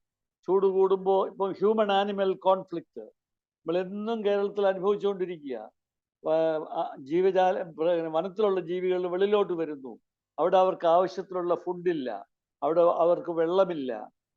അപ്പോ ജൈവവൈവിധ്യ സംരക്ഷണം നടന്നാൽ കാലാവസ്ഥാ വ്യതിയാനത്തിനെയും ജൈവവൈവിധ്യം വളരെയധികം. ഉദാഹരണത്തിന് കേരളത്തിൽ 2 മഴക്കാലമുണ്ട്, തുലാവർഷവും ഇടവപ്പാതിയും. ഇടവപ്പാതി നമുക്ക് ലഭിക്കുന്നത് പശ്ചിമഘട്ടമുള്ളത് കൊണ്ടാണ്. പശ്ചിമഘട്ട മലനിരകളും അവിടെയുള്ള വൃക്ഷങ്ങളും ഉള്ളത് കൊണ്ടാണ് നമുക്ക് ഇടവപ്പാതി മഴ. ഇടവപ്പാതി തമിഴ്നാട്ടിൽ കിട്ടത്തില്ല, ഇപ്പൊ ഒക്കെ മാറിപ്പോയി. ഇടവപ്പാതി തമിഴ്നാട്ടിൽ കിട്ടത്തില്ല. ഇടവപ്പാതി പണ്ടൊക്കെ ഇടവം പകുതിയാകുമ്പോൾ കൃത്യമായിട്ടുണ്ടാവുമായിരുന്നു. ഇപ്പൊ ഇടവപ്പാതി അല്ല, ഇപ്പൊ അത് സെപ്റ്റംബർ പകുതിയായി. എനിക്ക് മലയാളം ഓർക്കുന്നില്ല ഏത് മാസമായിരിക്കുമെന്ന്. അങ്ങനെയൊക്കെയായി. അപ്പൊ ഈ കാലാവസ്ഥാ വ്യതിയാനം, ഐ എഗ്രി വിത്ത് യു. ഞാൻ തന്നെ പറഞ്ഞല്ലോ, ഇൻഡസ്ട്രിയൽ റെവല്യൂഷന് ശേഷം ഓട്ടോമൊബൈൽസും എല്ലാം കൂടെ വന്നതിന് ശേഷം ഈവൻ അഗ്രികൾച്ചർ, മോഡേൺ അഗ്രികൾച്ചർ വന്നു, ഒത്തിരി മീഥൈൻ പ്രൊഡക്ഷൻ കൂടി. അപ്പൊ ഇതിനൊക്കെ ഒരു ബാലൻസ് ഉണ്ടെങ്കിലേ മുന്നോട്ട് പോകാനൊക്കത്തുള്ളൂ. കാലാവസ്ഥാ വ്യതിയാനം വന്നാൽ ജൈവവൈവിധ്യ ശോഷണം വരും, ജൈവവൈവിധ്യ ശോഷണം വന്നാൽ കാലാവസ്ഥാ വ്യതിയാനം വരും, മഴ കുറയും. അപ്പൊ ഇതെല്ലാം റിലേറ്റഡാ. ഒരു ഒരു ഒരു ഒരു ബാലൻസ് ഉണ്ടെങ്കിലേ ഭൂമി നിലനിൽക്കത്തുള്ളൂ. ഒരു ഉദാഹരണം പറഞ്ഞാൽ, നമ്മളിപ്പം ഒരു പക്ഷേ പാരലായിട്ട് വേറെ ഒരു യൂണിവേഴ്സ് എവിടെയെങ്കിലും ഡെവലപ്പ് ചെയ്യുന്നുണ്ടായിരിക്കും. അതുകൊണ്ടൊക്കെ ആയിരിക്കും ഇന്നലെ സൂര്യനേക്കാൾ 4 മടങ്ങുള്ള ഒരു ഗ്രഹം കണ്ടുപിടിച്ചു. അപ്പം പിന്നെ കാലാവസ്ഥ വ്യതിയാനവും ജൈവവൈവിധ്യത്തെ ബാധിക്കും. കേരളത്തിൽ വാസ്തവത്തിൽ നമ്മൾ compare to other states in the country, നമ്മുടെ state average green cover, forest ideally country should have 33% forest. കേരളത്തില് അത് 27% ഗ്രീൻ കവർ ഉണ്ട്. ഫോറസ്റ്റ് അല്ല, നാഷണൽ ആവറേജ് 22 ആണ്. ഇവിടെ green cover which includes the ഏലത്തോട്ടങ്ങളും അവിടെ മരങ്ങളും റബ്ബർ തോട്ടവും എല്ലാം ഇൻക്ലൂഡഡ് ആയിട്ട് കേരളത്തിൽ 26 to 27 ഉണ്ട്. We are near to 33, much near to than the other states. അപ്പോ നമ്മളിത് സംരക്ഷിച്ചില്ലെങ്കിൽ കാലാവസ്ഥാ വ്യതിയാനവും കൂടും, ഗ്ലോബൽ വാർമിങ്ങും കൂടും. കാരണം മരമാണ് കാർബൺ ഡൈ ഓക്സൈഡിനെ ആഗിരണം ചെയ്യുന്നത്. മരമില്ലെങ്കിൽ കാർബൺ ഡൈ ഓക്സൈഡ് കൂടും അന്തരീക്ഷത്തിൽ കാർബൺ ഡൈ ഓക്സൈഡ് കൂടിയാൽ അത് സൂര്യപ്രകാശത്തിലുള്ള എനർജി വാട്ടർ വേപ്പറിനോട് ഒന്നിച്ച് ചേരുമ്പോൾ എനർജി കൂടി വന്നിട്ട് ഹരിതഗ്രഹവാതകങ്ങൾ ഉണ്ടാകും, എനർജി ചൂട് കൂടും. അപ്പോൾ ഇതെല്ലാം ലിങ്ക്ഡാ. മരം കുറഞ്ഞാൽ ഇപ്പം മരം നട്ടുപിടിപ്പിക്കണം. അതാണ് ഏറ്റവും ഉചിതമായിട്ടുള്ള ഒരു രീതി. കാലാവസ്ഥാ വ്യതിയാനത്തിനെ പ്രിവെന്റ് ചെയ്യാനായിട്ട് മരം നട്ടുപിടിപ്പിക്കണം. നട്ടുപിടിപ്പിച്ചാൽ മാത്രം പോരാ, സംരക്ഷിക്കണം. പിന്നെ രണ്ടാമത്തെ പറഞ്ഞത് ഈ റിപ്പോർട്ടിന്റെ കാര്യം. റിപ്പോർട്ട് ഗവൺമെന്റ് അന്ന് കസ്തൂരിരംഗൻ റിപ്പോർട്ട് വന്നപ്പോഴും ജനങ്ങള് വിഷമത്തിലായി, സങ്കടത്തിലായി. അന്ന് ഗവൺമെന്റിന് മനസ്സിലായപ്പോൾ ഗവൺമെന്റ് ഒരു കമ്മീഷനെ വെച്ചു. അത് എനിക്ക് തോന്നുന്നില്ല അതൊരു രാഷ്ട്രീയമായിട്ടുള്ള കമ്മിറ്റി, ഞങ്ങളതിനെ അങ്ങനെ കണ്ടിട്ടില്ല. എന്നാൽ ഈ റിപ്പോർട്ട് നമ്മുടെ അസംബ്ലിയിൽ വെച്ച് യുണാനിമസ് ആയിട്ടാണ് പാസ്സാക്കിയത്. അങ്ങനെ അന്നത്തെ ഓപ്പോസിഷന് അതിനെതിരെ വരണമായിരുന്നു. യുണാനിമസ് ആയിട്ടാണ് ഈ റിപ്പോർട്ട് പാസ്സാക്കിയത് അസംബ്ലിയിൽ. അതിനെതിരില്ലാതെ യുണാനിമസ് ആയിട്ട് പാസ്സാക്കിയതാ. പിന്നെ രാഷ്ട്രീയമായിട്ടൊക്കെ ആളുകൾ ചിന്തിച്ചാൽ അങ്ങനെ അനലൈസ് ചെയ്യാം. കാരണം എൻ്റെ പേര് ഉമ്മനാ. നീ ചാണ്ടി സാറുമായി ഉമ്മൻ ചാണ്ടിയുടെ വല്ല റിലേറ്റീവ് ആണെന്നോ വല്ലതും ആളുകൾക്ക് വേണമെങ്കിൽ ഗേജ് ചെയ്യാം. അത് അല്ലാതെ അതുമായിട്ട് എൻ്റെ അറിവിൽ അങ്ങനെ ഒരു വാസ്തവത്തില് എന്നോടല്ല കൺസൾട്ട് ചെയ്ത്, വേറെ ഒരു 1-2 പേരോട് കൺസൾട്ട് ചെയ്ത് എന്നെ വെച്ചാൽ അങ്ങനെ അവർ പറഞ്ഞു ജൈവവൈവിധ്യ ബോർഡ് ചെയർമാനുമാണ്, അപ്പോൾ ഐഡിയലായിട്ട് സാറാണ് അത് ചെയ്യാനായിട്ട് യോഗ്യൻ എന്ന് പറഞ്ഞുകൊണ്ട് എനിക്കറിയത്തില്ല. I was not consulted. എന്നോട് ചോദിച്ചു, കൺസൾട്ട് മേടിച്ചു. I was not consulted. പിന്നെ മൂന്നാമത് എന്തോ ചോദിച്ചത്,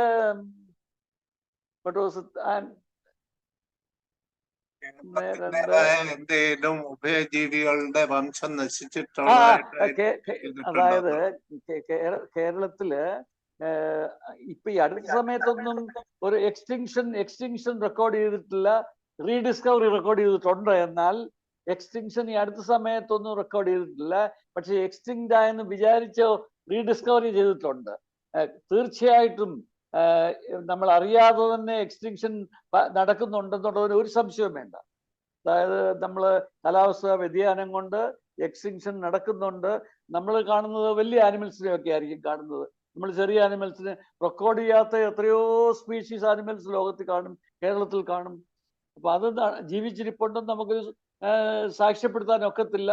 ഒരു റെക്കോർഡ് ചിലപ്പോൾ പ്രയാസമായിരിക്കും. എന്നാലും റെക്കോർഡഡ് ആയിട്ട് ഈ അടുത്ത സമയത്ത് എൻ്റെ മെമ്മറിയിൽ എക്സ്റ്റിങ്ഷൻ നടന്നതായിട്ട് 1-2 ഉണ്ടെന്നാണ് എൻ്റെ ധാരണ. I can recollect it correctly actually now. Okay. ഈ പറഞ്ഞ ഉത്തരത്തിന്റെ വെളിച്ചത്തില് 1-2 ചോദ്യം. മറ്റാരും ഹാൻഡ് റൈസ് ചെയ്യാഞ്ഞത് കൊണ്ട് ഒരാൾ ഹാൻഡ് റൈസ് ചെയ്തിട്ടുണ്ട്.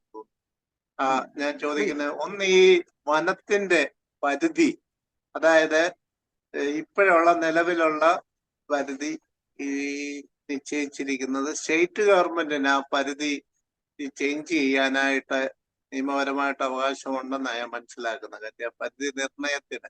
അപ്പം അതിന്റെ ഒരു വന അതിർ ഭാഗത്തുനിന്ന് 1 കിലോമീറ്റർ ചുറ്റളവിലേക്ക് ജനങ്ങൾക്ക് പറക്കാൻ പാടില്ലെന്ന് പറയുമ്പോൾ ആ പരിധി കുറച്ചുകൂടെ അകത്തോട്ട് മാറ്റി കഴിഞ്ഞാൽ പിന്നെ ഈ കുടിയേറ്റ പ്രശ്നം സോൾവ് ചെയ്യാനായിട്ട് സാധിക്കുകയില്ല എന്നൊരു സംശയമുണ്ട്. അതൊന്ന്. രണ്ടാമത്, പിന്നെ ഈ സാറിന്റെ റിപ്പോർട്ടിനെ ഹൈക്കോടതിയിലെ ചില നിഗമനങ്ങളെയൊക്കെ റിജക്ട് ചെയ്തതായിട്ടൊരു വിധി വന്നായിരുന്നതായിട്ട് ഞാൻ മനസ്സിലാക്കുന്നു. അപ്പൊ ഇത് രണ്ടിനെ പറ്റി ഒന്നുകൂടെ പറഞ്ഞാൽ സന്തോഷം, അതറിയാൻ താല്പര്യമാണ്. അതായത് നമ്മളിപ്പം ഫോറസ്റ്റ് കൺസർവേഷൻ ഒരു സെൻട്രൽ ഇഷ്യൂ, ഒരു സ്റ്റേറ്റ് ഇഷ്യൂ മാത്രമല്ലല്ലോ. ഓക്കെ, ഫോറസ്റ്റിനെ നമുക്ക് കേരളത്തിന്റെ ഫോറസ്റ്റ് എന്ന് ജിയോഗ്രാഫിക്കലായിട്ടൊന്ന് അസ്യൂം ചെയ്യാമെങ്കിലും ഇവിടുത്തെ ആന കർണാടകത്തിലോട്ട് പോകുന്നില്ലെന്ന് നമുക്ക് ഉറപ്പുവരുത്താൻ ഒക്കുമോ? അവിടുത്തെ കടുവ ഇങ്ങോട്ട് വരുന്നില്ലെന്ന് ഉറപ്പുവരുത്താൻ ഒക്കുമോ? ആനിമലിനെ അറിയത്തില്ലല്ലോ. അപ്പോൾ അതുകൊണ്ടാണ് ഇപ്പൊ ഈ ഹ്യൂമൻ ആനിമൽ കോൺഫ്ലിക്റ്റ് ഒരു വലിയൊരു ഒരു വിഷയമായി തന്നെ നമ്മുടെ മുന്നിൽ എന്നും നമ്മൾ എക്സ്പീരിയൻസ് ചെയ്യുന്നതാണ്, ഹ്യൂമൻ വൈൽഡ് ലൈഫ് കോൺഫ്ലിക്റ്റ്. അപ്പോൾ നമ്മൾ പിന്നെയും നമ്മൾ വാസ്തവത്തിൽ അവരുടെ ഈ ഭൂമിയെല്ലാം തുടങ്ങിയ കാലത്ത് ഇതെല്ലാം ഫോറസ്റ്റ് അല്ലായിരുന്നോ? കുറേശ്ശെ നമ്മൾ കയ്യേറി കൊണ്ട് കയറി അവർക്കൊരു സ്ഥലം വേറെ മാർക്ക് ചെയ്ത് കൊടുത്തു. വീണ്ടും പിന്നെയും കയ്യേറാൻ തുടങ്ങിയപ്പോൾ അവരുടെ റിസോഴ്സ് കുറയുമ്പോഴാണ് അവർ നമ്മളെ ആക്രമിക്കാൻ വരുന്നത്, വെളിയിലോട്ട് വരുന്നത്. ആനയ്ക്കൊക്കെ വാഴ ഈസി ആയിട്ടൊരു വാഴ കൃഷിയുണ്ട്, അല്ലെങ്കിൽ പ്ലാവ് കൃഷിയുണ്ട്, അവർക്ക് ഇഷ്ടമുള്ള സംവിധാനമാണ് വാഴക്കൊല അധികം തിന്നാറില്ല. അപ്പൊ ചക്കയൊക്കെ വലിയ ഇഷ്ടമുള്ളതാണ്. അപ്പോൾ ഇപ്പൊ വാസ്തവത്തിൽ ഗവൺമെന്റ്സ് ഫോറസ്റ്റിനകത്ത് തന്നെ അത്തരത്തിലുള്ള ഫ്രൂട്ട് ട്രീസ് നടാനായിട്ട് പ്ലാൻ ചെയ്തിരുന്നുണ്ട്. സ്റ്റേറ്റ് ഗവൺമെന്റിന് വനത്തിന്റെ പരിധി മാറ്റാനായിട്ട് അധികാരമുണ്ടോ? അത് റെക്കമെൻഡ് ചെയ്യാനുള്ള അധികാരമേ ഉള്ളെന്നാ ഞാൻ മനസ്സിലാക്കുന്നത്. പിന്നെ ഹൈക്കോടതിയിൽ ഞങ്ങളുടെ റിപ്പോർട്ട് ചലഞ്ച് ചെയ്തോ ഒരു റിപ്പോർട്ട് വന്ന കാര്യം എൻ്റെ ശ്രദ്ധയിൽപ്പെട്ടില്ല വാസ്തവത്തിൽ. അത് ഞങ്ങള് സെൻട്രൽ ഗവൺമെന്റ് അക്സെപ്റ്റ് ചെയ്തു. പിന്നെ കേരളത്തിൽ മാത്രമായിട്ട് അങ്ങനൊരു വന്നതായിട്ട് എന്താണെന്നൊന്ന് അറിയിക്കാമെങ്കിൽ സന്തോഷമാണ് വാസ്തവത്തിൽ. വേറെ ഒരാൾ കൈ പൊക്കിയിട്ടുണ്ട്, ഡൽഹി ചെറിയാൻ.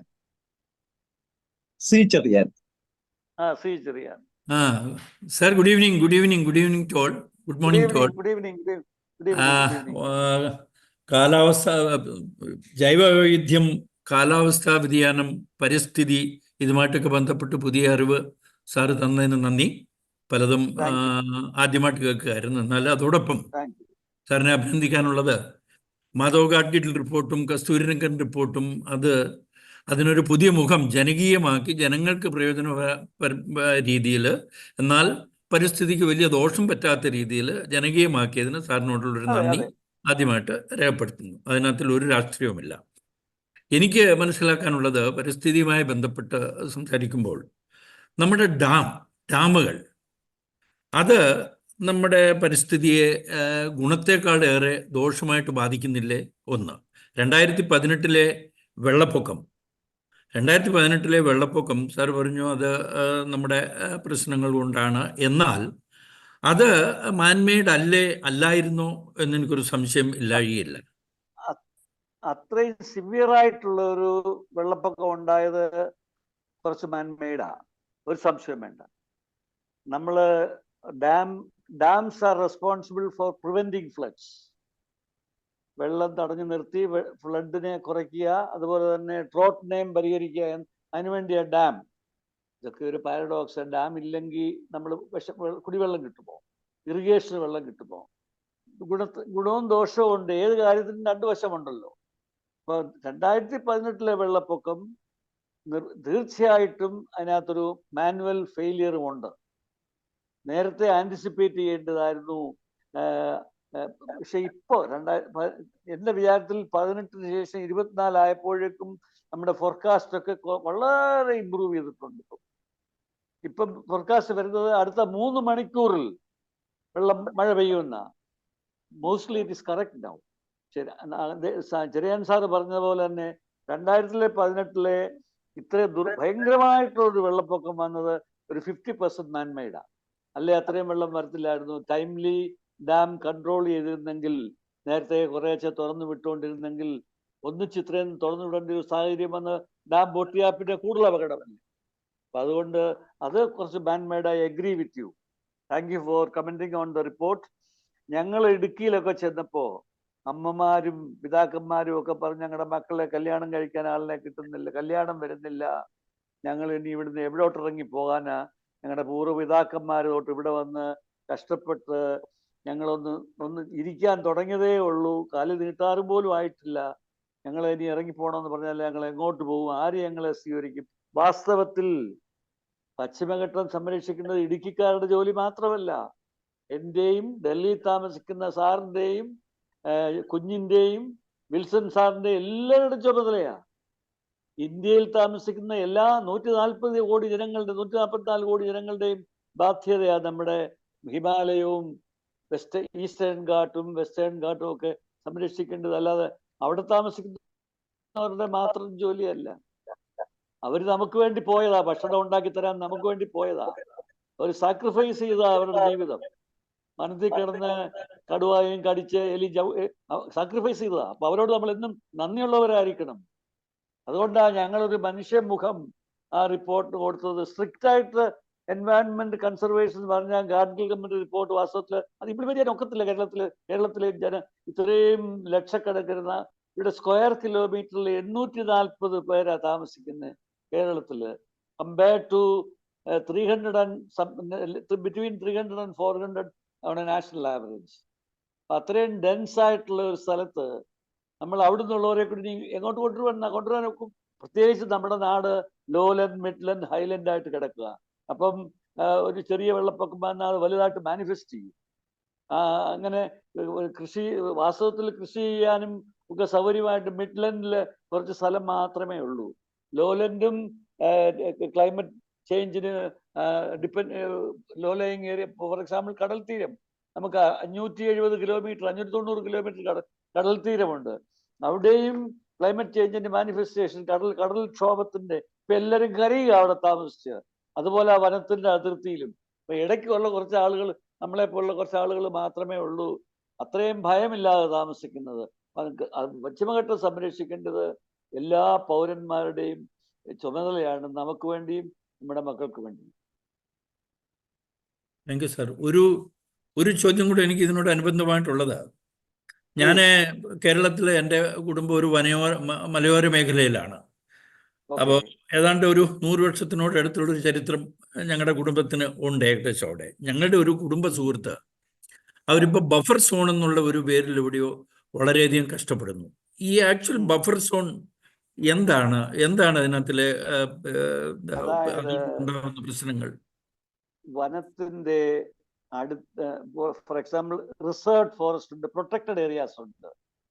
ആ പ്രൊട്ടക്റ്റഡ് ഏരിയാസിന് ചുറ്റും 1 കിലോമീറ്ററിനോ ആ 1 കിലോമീറ്റർ സ്ഥലത്ത് മാനുവൽ ആക്ടിവിറ്റീസ് ലൈക്ക് പിന്നെ മൈനിങ്ങും കല്ല് ഒന്നും പാടില്ല എന്നുള്ളത് അവിടെ പ്രൊട്ടക്റ്റഡ് ആയിട്ട് സംരക്ഷിക്കേണ്ട ഏരിയയാ. ബിക്കോസ് അതിനകത്ത് വളരെ ക്രിട്ടിക്കലായിട്ട് സംരക്ഷിക്കേണ്ട ഏരിയയാ. അതാണ് ബഫർ സോൺ. വാസ്തവത്തില് ഗവൺമെന്റ് ചെയ്യേണ്ടത് അങ്ങനെയുള്ള സ്ഥലം പ്രൈവറ്റ് ആളുകളുടെ ഉണ്ടെങ്കിൽ അത് വില കൊടുത്തു മേടിച്ച് അത് ബഫർ സോണായിട്ട് സംരക്ഷിക്കണം. അല്ലാതെ അവരെ ഉപദ്രവിക്കുകയല്ല വേണ്ടത്, അവരെ ഉപദ്രവിക്കാൻ പാടില്ല. ഞങ്ങളത് സജസ്റ്റ് ചെയ്തിട്ടുണ്ട്. അതായത് പിന്നെ ബഫർ സോണായിട്ട് കരുതേണ്ട സ്ഥലങ്ങളിൽ ആളുകൾ നീച്ചാൻ താമസിച്ചിട്ടുണ്ടെങ്കിൽ, ഹൺഡ്രഡ്സ് ഓഫ് ഇയേഴ്സ് ആയിട്ടൊക്കെ ഉണ്ടെങ്കിൽ അവരുടെ അത് വില കൊടുത്ത് മേടിച്ച് സംരക്ഷിക്കണം. ബഫർ സോൺ ഇല്ലെങ്കിലുള്ള കുഴപ്പം അത് എൻവയൺമെന്റ് ബഫർ സോണിന് ഞങ്ങളുടെ റിപ്പോർട്ടിലും കസ്തൂരംഗൻ റിപ്പോർട്ടിലും ഒക്കെ ഇക്കോ സെൻസിറ്റീവ് റീജിയൻ എന്നാ പറയുന്നത്, ESA എന്നാ പറയുന്നത്. അപ്പൊ അത് വനത്തിനെ പ്രൊട്ടക്ട് ചെയ്യാനുള്ള ഒരു ഏരിയ, അതിനകത്ത് ഡീപ്പ് ഫോറസ്റ്റാ. അപ്പൊ ഈ ഫോറസ്റ്റില് നമ്മൾ ജീവിക്കാൻ ഒക്കത്തില്ല. നമുക്ക് ഓക്സിജൻ എവിടെ വരും? നമ്മൾ 24 മണിക്കൂറും ജീവിതകാലം മുഴുവൻ ഉപയോഗിക്കുന്ന ഓക്സിജൻ നമുക്ക് ഫ്രീ ആയിട്ടാണ് കിട്ടുന്നത്. ഇനി ഒരു സമയം വരുന്ന ആലോചിച്ച് നോക്കുക, നമ്മൾ ഒരു ബാക്ക് പാക്ക് ഒരു ഓക്സിജൻ സിലിണ്ടറുമായിട്ട് ബാക്ക് പാക്ക് വെച്ചുകൊണ്ട് നടക്കേണ്ട ഒരു സാഹചര്യം വന്നാൽ, ഇപ്പൊ ചൈനയിലും ഈവൻ ഡൽഹിയിലും ഉണ്ടെന്നാണല്ലോ കേൾക്കുന്നത് ഓക്സിജൻ വായു ശ്വസിക്കാൻ പറ്റുന്നതല്ല. അതെ. അപ്പൊ ആലോചിച്ച് നോക്ക്, നമുക്ക് ദൈവം തന്ന അനുഗ്രഹം. ജനിച്ച് വീഴുമ്പോൾ തൊട്ട് മരിക്കുന്നിടം വരെ നമ്മൾ കോടിക്കണക്കിന് രൂപയുടെ ഓക്സിജൻ ആശ്വസിക്കുന്നത്. കോടിക്കണക്കിന് രൂപ ചെലവാക്കിയാലേ അത്രയും 80 വയസ്സോ 75 വയസ്സോ ഒക്കെ ഉള്ള. ഒരു ദിവസം നമ്മളൊരു ഹോസ്പിറ്റലിന്റെ വെന്റിലേറ്ററിൽ കിടന്നാൽ 5000 10,000 രൂപ ചാർജ് ചെയ്യത്തില്ലേ? ആലോചിച്ച് നോക്ക്, ഒരു വർഷം 70 വർഷം 80 വർഷം നമ്മൾ ശ്വസിക്കുന്ന ഓക്സിജന്റെ value less. Thank you. Thank you, sir. Thank you the organizers for taking up the apt subject for this meeting. Thank you, sir. Very much. I am proud of your organization. ഇനിയും ആരും പേര് hand raise ചെയ്തിട്ടില്ല. അങ്ങനെയാണ്. Sorry, ഞാൻ ചെയ്തിരുന്നു, കണ്ടില്ല.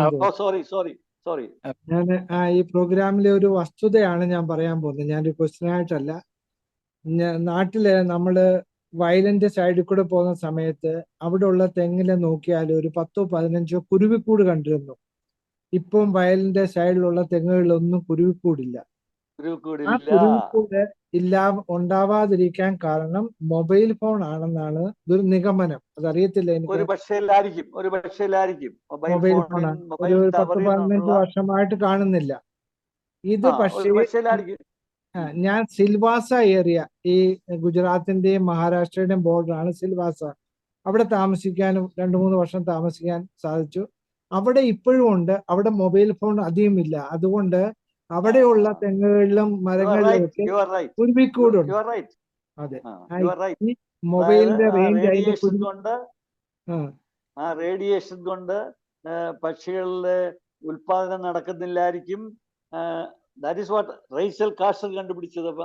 ആദ്യകാലത്ത് insecticide കൊണ്ട് പക്ഷികളുടെ ഉൽപാദനം നടക്കുന്നില്ല, മുട്ട വിരിയുന്നില്ല. അവരാ പഠിച്ചത്. അപ്പൊ ഈ കുരുവിക്കൂടിനും കാരണം ഇപ്പൊ ടവേഴ്സ് അങ്ങ് നമുക്ക് സൗകര്യങ്ങൾ കൂടുന്നു, അതിന്റെ കൂടെ അതിന്റെ ഒരു ഡിസാസ്റ്ററും കൂടുന്നു സൈഡിൽ കൂടെ. ഇപ്പൊ ആളുകൾ കുരുവിക്കൂടില്ലെന്തോ അല്ലെ പക്ഷിയെ കണ്ടില്ലെന്നോ, അതല്ല. ലോകത്തിൽ ദൈവം സൃഷ്ടിച്ച അല്ലെങ്കിൽ പ്രകൃതി സൃഷ്ടിച്ച എല്ലാ ജീവജാലങ്ങൾക്കും, ജീവനുള്ള എല്ലാ ജീവജാലങ്ങൾക്കും ഒരു ഒരു ഒരു റെസ്പോൺസിബിലിറ്റി ഉണ്ട്, ഒരു ഫങ്ഷൻ ഉണ്ട്. അല്ലാതെ ഒന്നിനെയും വെറുതെ സൃഷ്ടിച്ചിട്ടില്ല. കൊതുകിനായാലും ഒരു ഫങ്ഷൻ, നമുക്കൊരു ബെനിഫിഷ്യൽ ഫങ്ഷൻ നമുക്ക് ചെയ്യുന്നുണ്ട്. കൊതുക്, പാമ്പുകൾ ചെയ്യുന്നുണ്ട്, ആംഫീബിയൻ ചെയ്യുന്നുണ്ട്, ഫിഷ് ചെയ്യുന്നുണ്ട്. എല്ലാ ജീവജാലങ്ങളും, എർത്ത് വാം നമ്മൾ വിചാരിക്കും എന്തോ നമുക്ക് ചെയ്തു തരുന്നതെന്ന്. പിന്നെ പണ്ടൊക്കെ കൃഷിക്കാരന്റെ കലപ്പയെന്ന് അതിനെ വിളിച്ചോണ്ടിരുന്ന ഭൂമി അതുപോലെ ചെയ്യുന്നത് കൊണ്ട്. അപ്പൊ എല്ലാ ജീവജാലങ്ങൾക്കും അവരുടേതായ ഒരു കടമ, ഒരു റെസ്പോൺസിബിലിറ്റി ഈ യൂണിവേഴ്സിൽ, ഈ ലോകത്തിലെ ഉണ്ട്. എല്ലാ ജൈവ വൈവിധ്യത്തിനും. മരങ്ങളില്ലേ നമുക്ക് ജീവിക്കാനൊക്കത്തില്ല മരമില്ലെങ്കിൽ. നമ്മുടെ ഓക്സിജൻ നമുക്ക് ഓക്സിജൻ എടുക്കുന്ന മെഷീൻ വേണം. അപ്പൊ പിന്നെ ഓക്സിജൻ നമുക്ക് ഇപ്പൊ നമ്മൾ കാർബൺ ഡൈ ഓക്സൈഡ് എവിടെയാ പോകുന്നത്? കാർബൺ ഡൈ ഓക്സൈഡ് മരങ്ങൾ എടുത്തിട്ട് എന്തൊരു കാര്യമെന്ന് നോക്ക്, അവരത് അസിമുലേറ്റ് ചെയ്തിട്ട് കാർബോഹൈഡ്രേറ്റ് ഫുഡായിട്ട് നമുക്ക് തിരിച്ചു തരുന്നു. പൊട്ടാറ്റോ, നെല്ല് എല്ലാം ഫുഡായിട്ട് നമുക്ക് തിരിച്ചു തരുന്നു കാർബൺ ഡൈ ഓക്സൈഡ്. അവർ നമുക്ക് വേണ്ടാത്ത കാർബൺ ഡൈ ഓക്സൈഡ് എടുക്കും, നമുക്ക് ഏറ്റവും വേണ്ടപ്പെട്ട ഓക്സിജൻ തിരിച്ചു തരും. എന്തൊരു റിലേഷനാണ് മാൻ ആൻഡ് പ്ലാന്റ്സ്, എന്തൊരു ഇന്റർ റിലേഷൻഷിപ്പ്. അതുപോലെ ഞങ്ങൾ പ്രകൃതിയെ ഉത്തരാഖണ്ഡ് സൈഡില് കഴിഞ്ഞ വർഷം വിള്ളലുകൾ ഉണ്ടാക്കി, വില്ലേജുകളിൽ വില്ലകൾ ഉണ്ടാക്കി. അതിനോട് ചേർന്ന് ടണൽ ഉണ്ടാക്കിയത് മൂലമാണ് ആ വൈബ്രേഷൻ മൂലം വിള്ളലുകളായി മാറിയത്. ഞാൻ ആദ്യം പറഞ്ഞല്ലോ, ഇന്നിപ്പം ഈ കർണാടകത്തിൽ ഒരു വലിയ ലാൻഡ് സ്ലൈഡ് ഉണ്ടായി. അതെ അതെ അതെ. വെസ്റ്റേൺ ഗാട്സില് വലിയ ഹ്യൂജ് ലാൻഡ് സ്ലൈഡ്, 10 ആയിരുന്നു. പേരോളം മരിച്ചെന്നും തോന്നുന്നു. ഉം. അതിനെയും ക്ലിയർ ചെയ്യണമെങ്കിൽ ക്ലിയർ ചെയ്യാൻ ചെയ്യാമായിരിക്കും. അതെന്താ കൊണ്ടാ പറ്റിയത്? അതിന്റെ പള്ളേ കൂടെ തന്നെ ഒരു ഹൈവേ അങ്ങ് ഉണ്ടാക്കി. ഉം. ഉണ്ടാക്കിയപ്പോ എന്തൊരു ചേഞ്ച് വന്ന് കാണും. അതെ അതെ. അപ്പൊ അതാണ് നമ്മൾ സസ്റ്റൈനബിൾ ആയിട്ട് ഇപ്പൊ തന്നെ കേരളത്തിൽ ഒരു മലയോര ഹൈവേ വേണമെന്ന് മലയോരമല്ല, മലയോര ഹൈവേയും ഉണ്ട്, തീരദേശ ഹൈവേ, വിച്ച് ഇസ് ഡേഞ്ചറസ്. ഈ കടലിൽ കല്ലിടുന്നത് which is dangerous. We should not play with nature. കടലിൽ കല്ലിടുന്നതിന് പകരം കടലിൽ നിന്നൊരു 100 മീറ്റർ ഇങ്ങോട്ട് മാറ്റി പിന്നെ മാംഗ്രൂവ്സ് വെക്കണം, കണ്ടൽ കാടുകൾ വെക്കണം. അത് പ്രിവെന്റ് ചെയ്യും, തിരമാലകളെയും പ്രിവെന്റ് ചെയ്യും, കാറ്റിനെയും പ്രിവെന്റ് ചെയ്യും. അല്ലെ കാറ്റാടി മരം വെക്കണം, അതിന്റെ പേര് തന്നെ കാറ്റാടി എന്നാ. കണ്ടൽ വൃക്ഷങ്ങൾ വെക്കണം. അതിന് പകരം കടലിൽ കൊണ്ട് കല്ലിട്ടാല് 50 വർഷം കഴിയുമ്പോൾ, ഇപ്പൊ നമ്മൾ കണ്ടുകൊണ്ടിരിക്കുക, 50 വർഷം മുമ്പിട്ട കല്ലെല്ലാം ഇപ്പം തീരവുമില്ല, കടലുമില്ലാതായി, ആഴവും കൂടി, അപകടവും കൂടി, ഫിഷർമെന് അവർക്ക് ലൈവ്ലിഹുഡും ഇല്ല. കരയുണ്ടെങ്കിൽ കടലിനൊരു കര വേണം. കര ഉണ്ടാകും, കര പോകും, എല്ലാ വർഷവും കര ഉണ്ടാകും, കര പോകും. മഴക്കാലത്ത് കര പോകും, വേനൽക്കാലത്ത് കര തിരിച്ചു വരും. അപ്പൊ അത് പ്രകൃതിയുടെ ഒരു റുട്ടീൻ മാറ്ററാണ്. അതില്ലെങ്കിൽ കടലിലൊക്കെ ഒരു അൺനാച്ചുറൽ ആയിപ്പോകും. നമ്മൾ ഡെവലപ്മെന്റിന്റെ ഒരു സൈഡ് ഇഫക്റ്റ് ആണ്. അപ്പൊ അതുകൊണ്ടാണ് സസ്റ്റൈനബിൾ ഡെവലപ്മെന്റ് എന്ന് ഇപ്പൊ ഉള്ളവര് ഇപ്പൊ ആവശ്യപ്പെടുന്നത്. നിലനിൽക്കുന്ന ഡെവലപ്മെന്റ് ആകാവൂ. കൂടുതൽ അങ്ങ് ഡെവലപ്പ് ചെയ്താൽ അധികം ഡെവലപ്പ് ചെയ്യുന്നതിന് ഇപ്പൊ താഴെ പോകും. സാറിന്റെ പേര് ബന്ധപ്പെടുത്തി ഒരു ഉഭയജീവിക്ക് പേരിട്ടതായിട്ട് ഈ ലണ്ടനിലെ നാച്ചുറൽ ഹിസ്റ്ററി മ്യൂസിയം പേരിട്ടതായിട്ട് വായിക്കാൻ ഇടയായി. അതിനെപ്പറ്റി ഒന്ന് പറഞ്ഞാൽ ഉപകാരമായിരുന്നു, ഞങ്ങൾക്ക് കേൾവിക്കാർക്ക് മനസ്സിലാക്കാൻ വേണ്ടി. അത് ശരിയാണ്. നിങ്ങൾ പലരും ഒരുപക്ഷെ കണ്ടിട്ടും കേട്ടിട്ടും ഇല്ലാത്ത ഒരു തവളയാണ്. അതായത് തവളകൾ, നമ്മൾ തവള എന്ന് പറയുമ്പോൾ ആദ്യം നമ്മളെപ്പോഴും കാണുന്ന തവളയല്ലേ ഉദ്ദേശിക്കുന്നത്, കരത്തവള, വെള്ളത്തിലെ തവള. ഇത് രണ്ടുമുണ്ട്. തവളകൾ മൂന്ന് ഫാമിലി ആയിട്ടാണ് ഉള്ളത്. ഒന്ന് ഈ ടോഡ്സ് ആൻഡ് ഫ്രോഗ്സ്, 2 സലമാൻഡേഴ്സ്, 4 കാലും 1 വാലുമുള്ള സലമാൻഡർ. അതൊക്കെ ഇന്ത്യയിൽ കാശ്മീരിലും ഉണ്ട്, പിന്നെ സൗത്ത് അമേരിക്കയിലൊക്കെ ഉണ്ട് സലമാൻഡർ. മൂന്നാമത് ആരും അധികം കാണാത്ത ഒരു ഗ്രൂപ്പ് ഉണ്ട്, ഏപ്പോഡ. പിന്നെ 1 കാലുമില്ല, പാമ്പിന്റെ കൂട്ടിരിക്കും, കാലില്ല. അത് സിസിലിയൻ, അതിൻ്റെ ഒരു നിക് നെയിം, CAECILIAN. അത് 1940 കഴിഞ്ഞ പിന്നെ ഇന്ത്യയിൽ അതിനെപ്പറ്റി അധികം ആരും പഠിച്ചിട്ടില്ലായിരുന്നു. നാച്ചുറൽ ഹിസ്റ്ററി മ്യൂസിയത്തില് 2 scientist, they are deep interested in caecilian biology. അവര് 1980-കളില് 95 എനിക്ക് അന്നൊക്കെ എനിക്ക് ടൈപ്പ് റൈറ്റർ ഉണ്ട്, എഴുത്തേ ഉള്ളല്ലോ, കൈകൊണ്ട് എഴുതുകയൊക്കെ ചെയ്യാമെന്നല്ലോ. എനിക്കൊരു ഹാൻഡ് റിട്ടൺ ലെറ്റർ കിട്ടി. ഞങ്ങള് eventually we intent to publish a book, caecilians of the world. നേരത്തെ ഒരു ബുക്ക് ഇറക്കിയിട്ടുണ്ട്. ആ സിസിലിയൻ കാണുന്നത് കേരളത്തിൽ ഇപ്പോ പശ്ചിമഘട്ട മേഖലയില്, കേരളത്തിലാണ് ഇന്ത്യ കൂടുതലുള്ളത്. പശ്ചിമഘട്ട മേഖലയിലാണ്, കന്യാകുമാരി തൊട്ട് അവിടെ ഹസൻ ഏരിയ വരെ ഉണ്ട്. വടക്കേ ഇന്ത്യയിൽ സിസിലിയൻ ഇല്ല. പിന്നെ നോർത്ത് ഈസ്റ്റ് റീജിയനിലുണ്ട്. വടക്കേ ഇന്ത്യയിൽ നോർത്ത് ഈസ്റ്റ് റീജിയനിലുണ്ട്. ആസാമിൽ ഒരു പുതിയൊരു നെയിം ചെയ്തതായിട്ട് ഞാൻ കണ്ടു. അപ്പൊ ഞാൻ അവർക്ക് എഴുതി, എനിക്ക് താല്പര്യമുണ്ട് അത് സിസിലിയൻ ബയോളജി പഠിക്കാൻ. ഞാൻ ആദ്യകാലത്ത് വാസ്തവത്തിൽ ഞാൻ ഒരു ബയോഡൈവേഴ്സിറ്റി പേഴ്സൺ ആയിരുന്നില്ല. ഞാനൊരു എൻഡോക്രൈനോളജിസ്റ്റ് ആയിരുന്നു ടു ബിഗിൻ വിത്ത്, ആദ്യത്തെ ഒരു 20 വർഷം. അപ്പൊ ഞാൻ ഇതിന്റെ ഫിസിയോളജി പഠിക്കാനായിട്ട് എനിക്ക് താല്പര്യമുണ്ടെന്ന് പറഞ്ഞു. അവർക്ക് പക്ഷേ ടാക്സോണമി പഠിക്കാനാണ് താല്പര്യം. ഏതായാലും എൻ്റെ താല്പര്യം അനുസരിച്ച് അവര് ഇവിടെ വന്നു. കേരള യൂണിവേഴ്സിറ്റിയുമായിട്ട് 5 വർഷം MOU സൈൻ ചെയ്തു. ഞങ്ങള് ഇവിടെ കന്യാകുമാരിയുടെ ഇപ്പുറം തൊട്ട് ഹസൻ വരെ ഈ മേഖലയിൽ കൂടെ യാത്ര ചെയ്തിട്ടുണ്ട് 4-5 വർഷം കൊണ്ട്. അപ്പൊ ആ കൂട്ടത്തിൽ ഞാൻ ഫോറസ്റ്റ് അല്ലാത്ത ഫോറസ്റ്റിന്റെ അകത്ത് പോയിട്ടില്ല. അകത്ത് പോയി ഞങ്ങൾ പിടിക്കണ പെർമിഷൻ പ്രത്യേകിച്ചൊക്കെ വേണം. അതുകൊണ്ട് ഞങ്ങൾ ആ ഫോറസ്റ്റിന്റെ പ്രാന്തപ്രദേശങ്ങളിൽ, ഇൻഫാക്ട് നമ്മുടെ നാടൻ പ്രദേശത്തും ഉണ്ട്. നിങ്ങൾ ചിലപ്പോൾ ഒരു പക്ഷേ കണ്ടു കാണും, പണ്ട് നമ്മൾ ചേനയും വാഴയൊക്കെ കൃഷി ചെയ്യുമ്പോൾ അത് കിളയ്ക്കുമ്പോൾ നമ്മൾ വിചാരിച്ചും വലിയ മൺവരയായിരിക്കും എന്ന്. മൺവരയുടെ കൂട്ടിരിക്കും, പക്ഷെ മൺവരയല്ല, വെർട്ടിബ്ര ഉള്ളതാ. അതിനാണ് സിസിലിയൻ ആംഫീബിയ. അത് ഒരുപക്ഷെ എവല്യൂഷന്റെ സമയത്ത് കരയിലോട്ട് വരാൻ ശ്രമിച്ചു കാണും, വെള്ളത്തെ ആശ്രയിക്കാതെ. സംഭവം അത് ഫെയിൽ ചെയ്തു പോയി ആ അറ്റംപ്റ്റ്. അതുകൊണ്ട് കൈ ഡെവലപ്പ് ചെയ്തിട്ടില്ല, കൈയും കാലും ഇല്ല. വാലുണ്ട്, വാല് വെച്ചാൽ ചെറുപ്പം മുട്ട വിരിയുന്നത് വെളിയിലാ, കരയ്ക്കാ മുട്ട ഇടുന്നത്, പക്ഷെ വെള്ളത്തിന്റെ സമീപത്തായിരിക്കും. അത് മുട്ട വിരിയുമ്പോൾ കുഞ്ഞുങ്ങൾ വെള്ളത്തിൽ പോകും.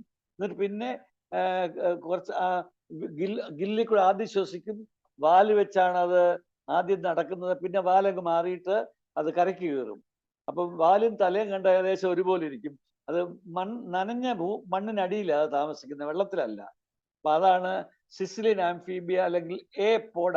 പോഡ് മീൻസ് ലെഗ്, കാലില്ലാത്ത തവള. അത് 3 സ്പീഷീസ്, 3 127 സ്പീഷീസ് ലോകം മൊത്തമുണ്ട്. ട്രോപ്പിക്കൽ കൺട്രീസിൽ മാത്രമേ ഉള്ളൂ. ഇന്ത്യയിലുണ്ട്, പാകിസ്ഥാനിലുണ്ട്, വിയറ്റ്നാമിൽ, അങ്ങനെയുള്ള ട്രോപ്പിക്കൽ കൺട്രി മാത്രമേ ഉള്ളൂ. ഇന്ത്യയിലെ ട്രോപ്പിക്കൽ റീജിയനിലുമേ ഉള്ളൂ. ടെമ്പറേറ്റ് റീജിയൻ, കാശ്മീറോ നോർത്ത് ഇന്ത്യയിലും എങ്ങും സിസിലിയൻസ് ഇല്ല. അപ്പൊ ഞാൻ ആ സിസിലിയന് കഴിഞ്ഞ ഒരു 30 വർഷമായിട്ട് അതിൻ്റെ പലവിധമായിട്ടുള്ള സ്റ്റഡീസിൽ ഇൻവോൾവ് ആണ്. നിങ്ങൾ പുതിയ സ്പീഷീസിനെ ഡിസ്ക്രൈബ് ചെയ്തു. അപ്പോൾ 2007 തോന്നുന്നത് അവര് എൻ്റെ ഫ്രണ്ട്സ് എന്നോട് ചോദിച്ചു, will you be happy if we name A species after your name? I was more than excited, because ഒരു സ്പീഷീസിനെ നമ്മുടെ പേരോട് അറിയുന്നത് ഒരു സന്തോഷം. You are immortal in science. അതുകൊണ്ട് അതിന്റെ പേര് യൂറിയോറ്റിഫ്ലസ് ഉമ്മനി എന്നാ. ഉമ്മനി സ്പീഷീസ് ഇടുമ്പോൾ അങ്ങനെ. വേറൊരു സ്പീഷീസ് ഉണ്ട്, ഗഗനിയോഫിസ് രാമസ്വാമി ഒരു സയന്റിസ്റ്റ് ആയിരുന്നു, ഇന്ത്യയിലെ തന്നെ. വേറെ ഒരാൾ ശേഷചാർ, അയാളുടെ പേര് ഇട്ടിട്ടുണ്ട് ശേഷചാരി. പിന്നെ എൻ്റെ കൂടെ വന്ന ഫ്രണ്ട്സിന്റെ ഒരാളുടെ പേരിലും ഒരു ഇവരുടെ പേര് മാർക്ക് എന്നായിരുന്നു, മാർക്കി എന്ന് ഇട്ടിട്ടുണ്ട്, രണ്ടാമത്തെ നെയിം. അതുകൊണ്ട് എൻ്റെ പേരിൽ എന്നെ ഓണർ ചെയ്യാൻ വേണ്ടി ഒരു സ്പീഷീസിന് എൻ്റെ പേര് കൊടുത്തു. I am very indebted to them, I am very indebted to science, I am immortalized in science. ഞാൻ അങ്ങ് മരിച്ചാലും 100, 200, 300 വർഷം കഴിയുമ്പോൾ സയൻസ് പഠിക്കുന്നവർ, ഇതിനെ ബയോളജി പഠിക്കുന്നവർ ഇങ്ങനെ ഒരുത്തൻ ഒരു കാലത്ത് ജീവിച്ചിരുന്നു എന്ന് മനസ്സിലാക്കിയേക്കാം. Thank you for that interest. തീർച്ചയായിട്ടും സാറിനെ അതിന് പ്രത്യേകം അഭിനന്ദിക്കുന്നു കേട്ടോ. അത് ജനം ഒന്ന് അറിയേണ്ട ഒരു വിഷയമാണ്. അതുകൊണ്ടാണ് ഞാൻ ഇവിടെ അത് ആ വിഷയം അവതരിപ്പിച്ചത്. Thank you.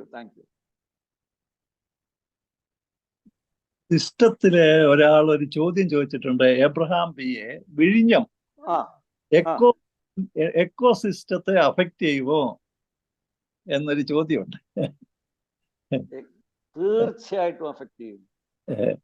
wherever there is an action, there will be a reaction. 3 kilometre കടലിലോട്ട് കല്ലിട്ട് പ്രിവെന്റ് ചെയ്തിട്ടുണ്ട് വാട്ടർ ഫ്ലോയെ. Obviously that will affect the other regions. ഇപ്പൊ തന്നെ അതിന്റെ മനസ്സിലാക്കി കഴിഞ്ഞാൽ വിഴിഞ്ഞത്തിന് അപ്പുറത്ത് പൂവാർ റീജിയനിലൊക്കെ കടൽ തീരം കൂടിയിട്ടുണ്ട്, ഇങ്ങേപ്പുറത്തോട്ട് കടൽ തീരം കുറഞ്ഞിട്ടുണ്ട്. അത് നാച്ചുറലാണ്. അതാ പറഞ്ഞ ഡെവലപ്മെന്റിന്റെ ഒരു സൈഡ് ഇഫക്റ്റ് അത്. Which is the big thing, ഡെവലപ്മെന്റിന്റെ ഒരു സൈഡ് ഇഫക്റ്റ് അത്. തീർച്ചയായിട്ടും വിഴിഞ്ഞം harbour in the long run will affect the livelihood of fishermen who depend upon the ocean, on the sea. പക്ഷെ അപ്പൊ അവർക്ക് വേറൊരു തരത്തില് ചിലപ്പം ലൈവ്ലിഹുഡ് സപ്പോർട്ട് കൊടുക്കുമായിരിക്കും വിഴിഞ്ഞം ഹാർബർ ഒഫീഷ്യൽസ്. എന്നാലും പ്രകൃതിക്ക് അത്ര നല്ലതായിരിക്കത്തില്ല ഒരു ആർട്ടിഫിഷ്യൽ ബാരിയർ വന്നിട്ട് അവിടെ പിന്നെ വലിയ മദർഷിപ്പൊക്കെ അകത്തോട്ട് വരാൻ സാധിക്കുന്നത്. തീർച്ചയായിട്ടും അവിടുത്തെ എക്കോസിസ്റ്റത്തിന് ഒരു ഇംബാലൻസ് ഉണ്ടാക്കും. ഞാൻ അവിടെ ആ സമരം നടന്ന സമയത്ത് ഓപ്പണായിട്ട് ഞാൻ അവിടെ പോയി പ്രസംഗിച്ചതാ, വിഴിഞ്ഞത്ത്. അപ്പൊ ഇനി ആരും സിസ്റ്റത്തില് കൈ ഉയർത്തിയിട്ടില്ലെന്ന് തോന്നുന്നു. ഇനി Benny Thomas, vote of thanks. ദൈവനാമത്തിന് മഹത്വം ഉണ്ടായിരിക്കട്ടെ. കർത്താവിൽ പ്രിയരെ, light to lighten Marthoma study ഫോറത്തിന്റെ ഇന്നത്തെ ഈ വെബിനാറിൽ മുഖ്യ പ്രഭാഷണം നിർവഹിച്ച doctor Oommen V Oommen sir, ഇന്നത്തെ നമ്മുടെ മീറ്റിംഗിന് മോഡറേറ്റർ ആയിരുന്ന Shri V A Jacob sir, 82 lighten Marthoma study ഫോറത്തിന്റെ അഡ്മിൻമാരിൽ പ്രധാനിയായിരിക്കുന്ന ശ്രീ വിൽസൺ കരിമ്പന്നൂർ സാർ, നമ്മുടെ ഈ മീറ്റിങ്ങുകളിൽ എല്ലാ ദിവസവും ജോയിൻ ചെയ്യുന്ന നമ്മുടെ പ്രിയപ്പെട്ടവർ, അതുപോലെ തന്നെ ഇന്ന് പുതുതായിട്ട് ജോയിൻ ചെയ്ത പ്രിയപ്പെട്ടവരെ, 82 ലൈറ്റൻ മാർത്തോമ സ്റ്റഡി ഫോറത്തിനെ സംബന്ധിച്ചിടത്തോളം ഇന്ന് വളരെയധികം സന്തോഷമുള്ള ഒരു ദിവസമാണ്. പ്രാരംഭത്തിൽ പറഞ്ഞതുപോലെ ഈ വെബിനാർ ആരംഭിച്ചതിന് ശേഷം ഇന്ന് 4 വർഷം പൂർത്തിയാകുകയാണ്. ഇത്രത്തോളം നാള് ഒരു ദിവസം പോലും, ഒരു ശനിയാഴ്ച പോലും മുടങ്ങാതെ കണ്ടിന്യൂസ് ആയിട്ട് 209 വെബിനാറുകൾ നടത്തുവാനായിട്ട് ഇടയായ ദൈവകൃപയ്ക്ക് പ്രാരംഭമായി നന്ദി രേഖപ്പെടുത്തിക്കൊള്ളട്ടെ. ഈ സന്തോഷകരമായിട്ടുള്ള ദിവസത്തിൽ ഇന്ന് നമുക്ക് മുഖ്യ പ്രഭാഷണം നിർവഹിക്കുവാനായിട്ട് ലഭിച്ചത് ഡോക്ടർ ഉമ്മൻ വി ഉമ്മൻ സാറിനെയാണ്. അതിലുള്ള സന്തോഷം ഞാൻ അറിയിച്ചുകൊള്ളട്ടെ. ഈ ദിവസത്തിൽ ദൈവം സൃഷ്ടിച്ച ഭൂമിയെയും അതിന്റെ പരിപാലനത്തെക്കുറിച്ച് കേൾക്കുവാനും ഇടയായതിൽ ഞാൻ ദൈവത്തെ സ്തുതിക്കുന്നു. പലപ്പോഴും നമ്മൾ ഓർമ്മിച്ചതുപോലെ ദൈവത്തെയും അതുപോലെ തന്നെ ദൈവം സൃഷ്ടിച്ച ഈ പ്രകൃതിയെയും മറന്നാണ് നമ്മൾ ഓരോരുത്തരും ജീവിക്കുന്നത്. ഈ പ്രകൃതിയെ ചൂഷണം ചെയ്തതിൽ മത്സരിക്കുന്ന ഒരു ജനവിഭാഗത്തെയാണ് നമുക്ക് കാണുവാനായിട്ട് ഇടയാകുന്നത്. മനുഷ്യന്റെ ഉത്ഭവം മുതൽ തന്നെ ഈ പ്രകൃതി ചൂഷണം നമ്മൾക്ക് കാണുവാനായിട്ട് സാധിക്കും. ദൈവം സൃഷ്ടിച്ച ഈ ജൈവ വൈവിധ്യത്തെ മനുഷ്യന്റെ നന്മയ്ക്കാണ് എന്ന് ഒരിക്കൽ കൂടി ഓർമ്മപ്പെടുത്തുവാനായിട്ട് ഇന്നത്തെ ഈ മീറ്റിംഗ് സാധിച്ചു എന്നതിൽ ഞാൻ ദൈവത്തെ സ്തുതിക്കുന്നു. സാറ് മഹാത്മാഗാന്ധിയെ ഉദ്ധരിച്ച് പറഞ്ഞതുപോലെ പലപ്പോഴും നമ്മുടെ അത്യാഗ്രഹത്തിന് വേണ്ടിയിട്ട് നാം പ്രകൃതിയെ ഉപയോഗിക്കുന്നതായിട്ട് നമുക്ക് കാണുവാനായിട്ട് സാധിക്കും. ഈ ദുരന്തം നമ്മൾ അനുഭവിക്കാത്ത മനുഷ്യർ ആരും തന്നെ ഇല്ല. പ്രത്യേകിച്ച് ഈ നൂറ്റാണ്ടിൽ അല്ലെങ്കിൽ ഈ കാലയളവിലൂടെ കടന്നു പോകുന്ന എല്ലാ മനുഷ്യരും ഈ പ്രകൃതി ദുരന്തത്തെ അഭിമുഖീകരിക്കുന്നവരാണ് എന്ന് നമുക്ക് മനസ്സിലാക്കുവാനായിട്ട് സാധിക്കും. സാറ് തന്റെ പ്രഭാഷണത്തിൽ അവസാനം ഓർമ്മിപ്പിച്ചതുപോലെ പ്രകൃതിയെ സംരക്ഷിച്ചാൽ പ്രകൃതി നമ്മളെയും സംരക്ഷിക്കും. ഓരോ മരം മുറിക്കുമ്പോഴും നമ്മളുടെ ജീവിതത്തെ തന്നെയാണ് നാം മുറിക്കുന്നത് എന്നുള്ള ഒക്കെ ഓർമ്മ നമ്മളുടെ ജീവിതത്തിൽ ഈ പ്രകൃതിയെ സംരക്ഷിക്കുവാൻ ഇടയാക്കി മാറട്ടെ എന്ന് ഞാൻ ആഗ്രഹിക്കുന്നു. ഇന്നത്തെ നമ്മുടെ മീറ്റിങ്ങിന് സാറ് പങ്കെടുക്കുവാനും ഇപ്രകാരം വളരെ മനോഹരമായ ഒരു പ്രഭാഷണം നടത്തുവാനും ഇടയായതിൽ 82 ലൈറ്റൻ മാർത്തോമ സ്റ്റഡി ഫോറത്തിന്റെ പേരുള്ള നന്ദി സാറിന് ഈ സമയത്ത് അറിയിച്ചുകൊള്ളുന്നു. ഇന്നത്തെ നമ്മുടെ മീറ്റിങ്ങിന് മോഡറേറ്റർ ആയിട്ടിരുന്നത് ശ്രീ വി ഐ ജേക്കബ് സാറാണ്. വി ഐ ജേക്കബ് സാറ് നമ്മുടെ അഡ്മിൻ കൂടിയാണ്. സാറ് ഈ പ്രസ്ഥാനത്തിന്റെ ആരംഭം മുതൽ പ്രസ്ഥാനത്തെ മുന്നോട്ട് നയിക്കുന്നതിൽ വളരെയധികം പ്രയത്നിക്കുന്ന ഒരു വ്യക്തിയാണ്. ശ്രീ വിൽസൺ സാർ പറഞ്ഞതുപോലെ സാമൂഹ്യ മാധ്യമങ്ങളിൽ വളരെ നല്ല ഇടപെടൽ സാറ് നടത്തുന്നു. അതോടൊപ്പം തന്നെ ലൈറ്റ് ടു ലൈറ്റ് വേണ്ടുന്ന എല്ലാ മാർഗനിർദ്ദേശവും നൽകുന്നു. ഇന്നത്തെ ഈ മീറ്റിംഗ് വളരെ മനോഹരമായി മോഡറേറ്റ് ചെയ്യുവാനും അതുപോലെ തന്നെ സാറിനോട് അടുത്ത് ബന്ധമുള്ള ഉമ്മൻ സാറിനെ കൊണ്ടുവരാനും ഒക്കെയും വി എ ജേക്കബ് സാറിന് ഇടയായി. ഞാൻ കൂടി അംഗമായിരിക്കുന്ന ശ്രീകാര്യം ബെഥൽ മാർത്തോമ ഇടവാംഗമാണ്. സാർ ഒത്തിരി സന്തോഷമുണ്ട്. ഇന്നത്തെ ഈ മീറ്റിങ്ങിന് വളരെ മനോഹരമായി മോഡറേറ്റ് ചെയ്ത സാറിനുള്ള നന്ദി ഈ സമയത്ത് ഞാൻ അറിയിച്ചുകൊള്ളട്ടെ. ഇന്ന് നമുക്ക് പ്രാരംഭ ഗാനം ആലപിച്ചത് മിസ്റ്റർ റെനി ജോർജ് കൊച്ചനാണ്. വളരെ മനോഹരമായ ഗാനമായിരുന്നു. അദ്ദേഹത്തോടുള്ള നന്ദി അറിയിച്ചുകൊള്ളുന്നു. അതുപോലെ തന്നെ നമ്മുടെ പ്രാരംഭ പ്രാർത്ഥനയ്ക്ക് നേതൃത്വം നൽകിയ മിസ്റ്റർ അലക്സ് ജോർജ് ന്യൂഡൽഹിയിൽ നിന്നും പ്രാർത്ഥിച്ചതിലുള്ള നന്ദി ഈ സമയത്ത് അറിയിക്കുന്നു. സമാപന പ്രാർത്ഥനയ്ക്ക് നേതൃത്വം നൽകുന്ന വ്യക്തിയോടുള്ള നന്ദി അറിയിച്ചുകൊള്ളുന്നു. ഇന്നത്തെ നമ്മുടെ അനൗൺസ്മെന്റ് നടത്തിയത് ശ്രീ വിൽസൺ കരിമ്പന്നൂർ സാറാണ്. ഈ മീറ്റിംഗ് വളരെ ക്രമാനുഗതമായി യാതൊരു തടസ്സം കൂടാതെ മുന്നോട്ട് കൊണ്ടുപോകുന്നത് സാറിന്റെ ഒരു ഒറ്റ താല്പര്യം ആണ് എന്ന് പറയുന്നതിൽ യാതൊരു സംശയമില്ല. സാറിനോടും അതുപോലെ തന്നെ കുടുംബം സാറിനോടൊപ്പം തന്നെ ഈ മീറ്റിംഗിന്റെ ക്രമീകരണങ്ങൾക്ക് മുന്നിൽ നിൽക്കുന്നു. സാറിനുള്ള നന്ദി ഈ സമയത്ത് അറിയിച്ചുകൊള്ളുന്നു. അതുപോലെ തന്നെ നമുക്ക് സൂം മീറ്റിംഗ് വളരെ പതിവായിട്ട് നമുക്ക് ക്രമീകരിച്ചു തരുന്നത് ശ്രീ ജോസ് മാത്യു ആണ്. നെരുൽ ഇമ്മാനുവൽ മാർത്തോമ ഇടവകമാണ്. ജോസ് മാത്യുവിന്റെ ഈ സ്നേഹത്തിന് light to lighten Marthoma study ഫോറത്തിന്റെ പേരുള്ള നന്ദി അറിയിച്ചുകൊള്ളുന്നു.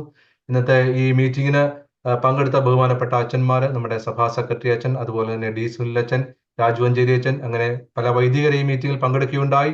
അവരോടുള്ള നന്ദി അറിയിച്ചുകൊള്ളുന്നു. ഈ പ്രഭാഷണത്തിന് ശേഷം ചർച്ചയിൽ പങ്കെടുത്തവർ, അതുപോലെ തന്നെ ചോദ്യങ്ങൾ ചോദിച്ചവർ, ഒരുപക്ഷെ മറ്റുള്ളവർ ചോദിക്കുവാൻ ആഗ്രഹിച്ച ചോദ്യങ്ങൾ ആയിരിക്കാം ഇവർ ചോദിക്കുകയും അതിലൂടെയുള്ള ഉത്തരങ്ങളൊക്കെയും നമുക്ക് ലഭിക്കുകയും ചെയ്തു. അങ്ങനെ ചോദ്യങ്ങൾ ചോദിച്ചവർ ഇവരോടുള്ള എല്ലാവരോടും ഉള്ള നന്ദി അറിയിക്കുന്നു. ഇന്ന് ഈ മീറ്റിംഗിൽ ആദ്യമായിട്ട് ജോയിൻ ചെയ്ത പല വ്യക്തികളുമുണ്ട്. അവരോടുള്ള light to light Marthoma study ഫോറത്തിന്റെ പേരിലുള്ള നന്ദി അറിയിക്കുന്നു. ക്രമമായി ഈ മീറ്റിംഗിൽ പങ്കെടുക്കുന്ന ലോകത്തിന്റെ വിവിധ ഭാഗങ്ങളിലുള്ള എല്ലാവരോടും നന്ദി ഈ സമയത്ത് അറിയിച്ചുകൊള്ളുന്നു. ഒരിക്കൽ കൂടി ഡോക്ടർ ഉമ്മൻ സാറിനോടുള്ള നന്ദി അറിയിച്ചുകൊണ്ട് ഞാൻ എൻ്റെ കർത്തവ്യത്തിൽ നിന്ന് വിരമിക്കുന്നു. ദൈവം തമ്പുരാൻ എല്ലാവരെയും അനുഗ്രഹിക്കട്ടെ. I must profusely congratulate the Lighted to Lighten organization, and I am very happy to learn that you had conducted the meeting for the last 309 times, 10 weeks, and consistently and sustainably. ഇത് ഇപ്പോഴും sustain ചെയ്തു പോകുന്നു. ഇപ്പം sustain ചെയ്യുന്ന പോകുന്ന കാര്യങ്ങളെ നിലനിൽക്കത്തുള്ളൂ, അല്ലെ മുന്നോട്ട് പോകത്തുള്ളൂ. അതിൻ്റെ ഒരു ഉദാത്തമായ ഉദാഹരണമാണ് ഈ organisation Lighted to Lighten. I congratulate all the organization, all the listeners for their continuous perpetual interest. Thank you. ഇനിയും സമാപന പ്രാർത്ഥനയും ബെനഡിക്ഷനും ഉണ്ട്. സമാപന പ്രാർത്ഥന ആരാണ്? ഞങ്ങളെ സൃഷ്ടാവ്, ഞങ്ങളുടെ പരിപാലകനുമായ ദൈവമേ, അവിടുന്ന് ഭൂമിയെ സൃഷ്ടിച്ചു, മനുഷ്യനെയും സൃഷ്ടിച്ചു. ഈ ലോകത്തിലെ എല്ലാ ജീവജാലങ്ങൾക്കും ജീവിക്കാൻ അവകാശമുണ്ടെന്ന് വേദപുസ്തകത്തിലൂടെ അവിടുന്ന് ഞങ്ങളോട് കൽപ്പിച്ചുവല്ലോ. ദൈവമായ കർത്താവേയും ആധുനിക ലോകത്തിലെ മനുഷ്യൻ്റെ അത്യാഗ്രഹ നിമിത്തം പ്രകൃതിയൊക്കെ ചൂഷണം ചെയ്ത് ജീവിക്കുന്നു. അതിൻ്റെ ധാർമ്മിക ഉത്തരവാദിത്വം ഞങ്ങൾക്കാണെന്ന് ഞങ്ങൾ അറിയുന്നു. എന്നാലും ഇന്ന് നടക്കുന്ന അതിക്രമങ്ങളെയൊക്കെ അതിജീവിച്ച് ഈ പ്രകൃതിയുടെ സന്തുലിതാവസ്ഥ നിലനിർത്തിക്കൊണ്ട് ഞങ്ങളുടെ ജീവിതങ്ങളെയും ഈ പ്രകൃതിയിലുള്ള എല്ലാ ജീവജാലങ്ങളുടെയും ജീവിതത്തെ നിലനിർത്തുവാൻ അവിടുന്ന് ഞങ്ങളെ സഹായിക്കണമേ എന്ന് പ്രാർത്ഥിക്കുന്നു. പ്രിയപ്പെട്ട ഉമ്മൻ സാറിലൂടെ ഞങ്ങൾക്ക് ലഭിച്ച നല്ല അറിവുകൾക്കായിട്ട് നന്ദിയുടെ സ്തോത്രം. ഈ അറിവുകളൊക്കെ ഞങ്ങളുടെ ജീവിതത്തിൽ പ്രയോജനപ്പെടുത്തുവാൻ ഞങ്ങളെ സഹായിക്കണം. ഞങ്ങളുടെ ലൈറ്റഡ് ടു ലൈറ്റൻ ഗ്രൂപ്പ് 4 വർഷം പൂർത്തീകരിച്ച് 5ാം വർഷത്തിലേക്ക് പ്രവേശിക്കുകയാണല്ലോ. ദൈവമേ, നന്ദിയുടെ സ്തോത്രം. തുറന്നു നിന്റെ കൃപയിൽ ഞങ്ങളെ പരിപാലിക്കണമേ. യേശുവിൻ നാമത്തിൽ ഞങ്ങളുടെ പ്രാർത്ഥന കേൾക്കണമേ. ആമേൻ. പിതാവായ ദൈവത്തിന്റെ സ്നേഹവും ഏകജാതനായ പുത്രന്റെ കൃപയും പരിശുദ്ധ റൂഹായുടെ സംബന്ധവും സഹവാസവും നാം എല്ലാവരുടെ കൂടിയും നാം കേട്ട ചിന്തകളോട് കൂടിയും ഇന്നു മുതൽ എന്നേക്കും ഉണ്ടായിരിക്കുമാറാകട്ടെ. ആമേൻ.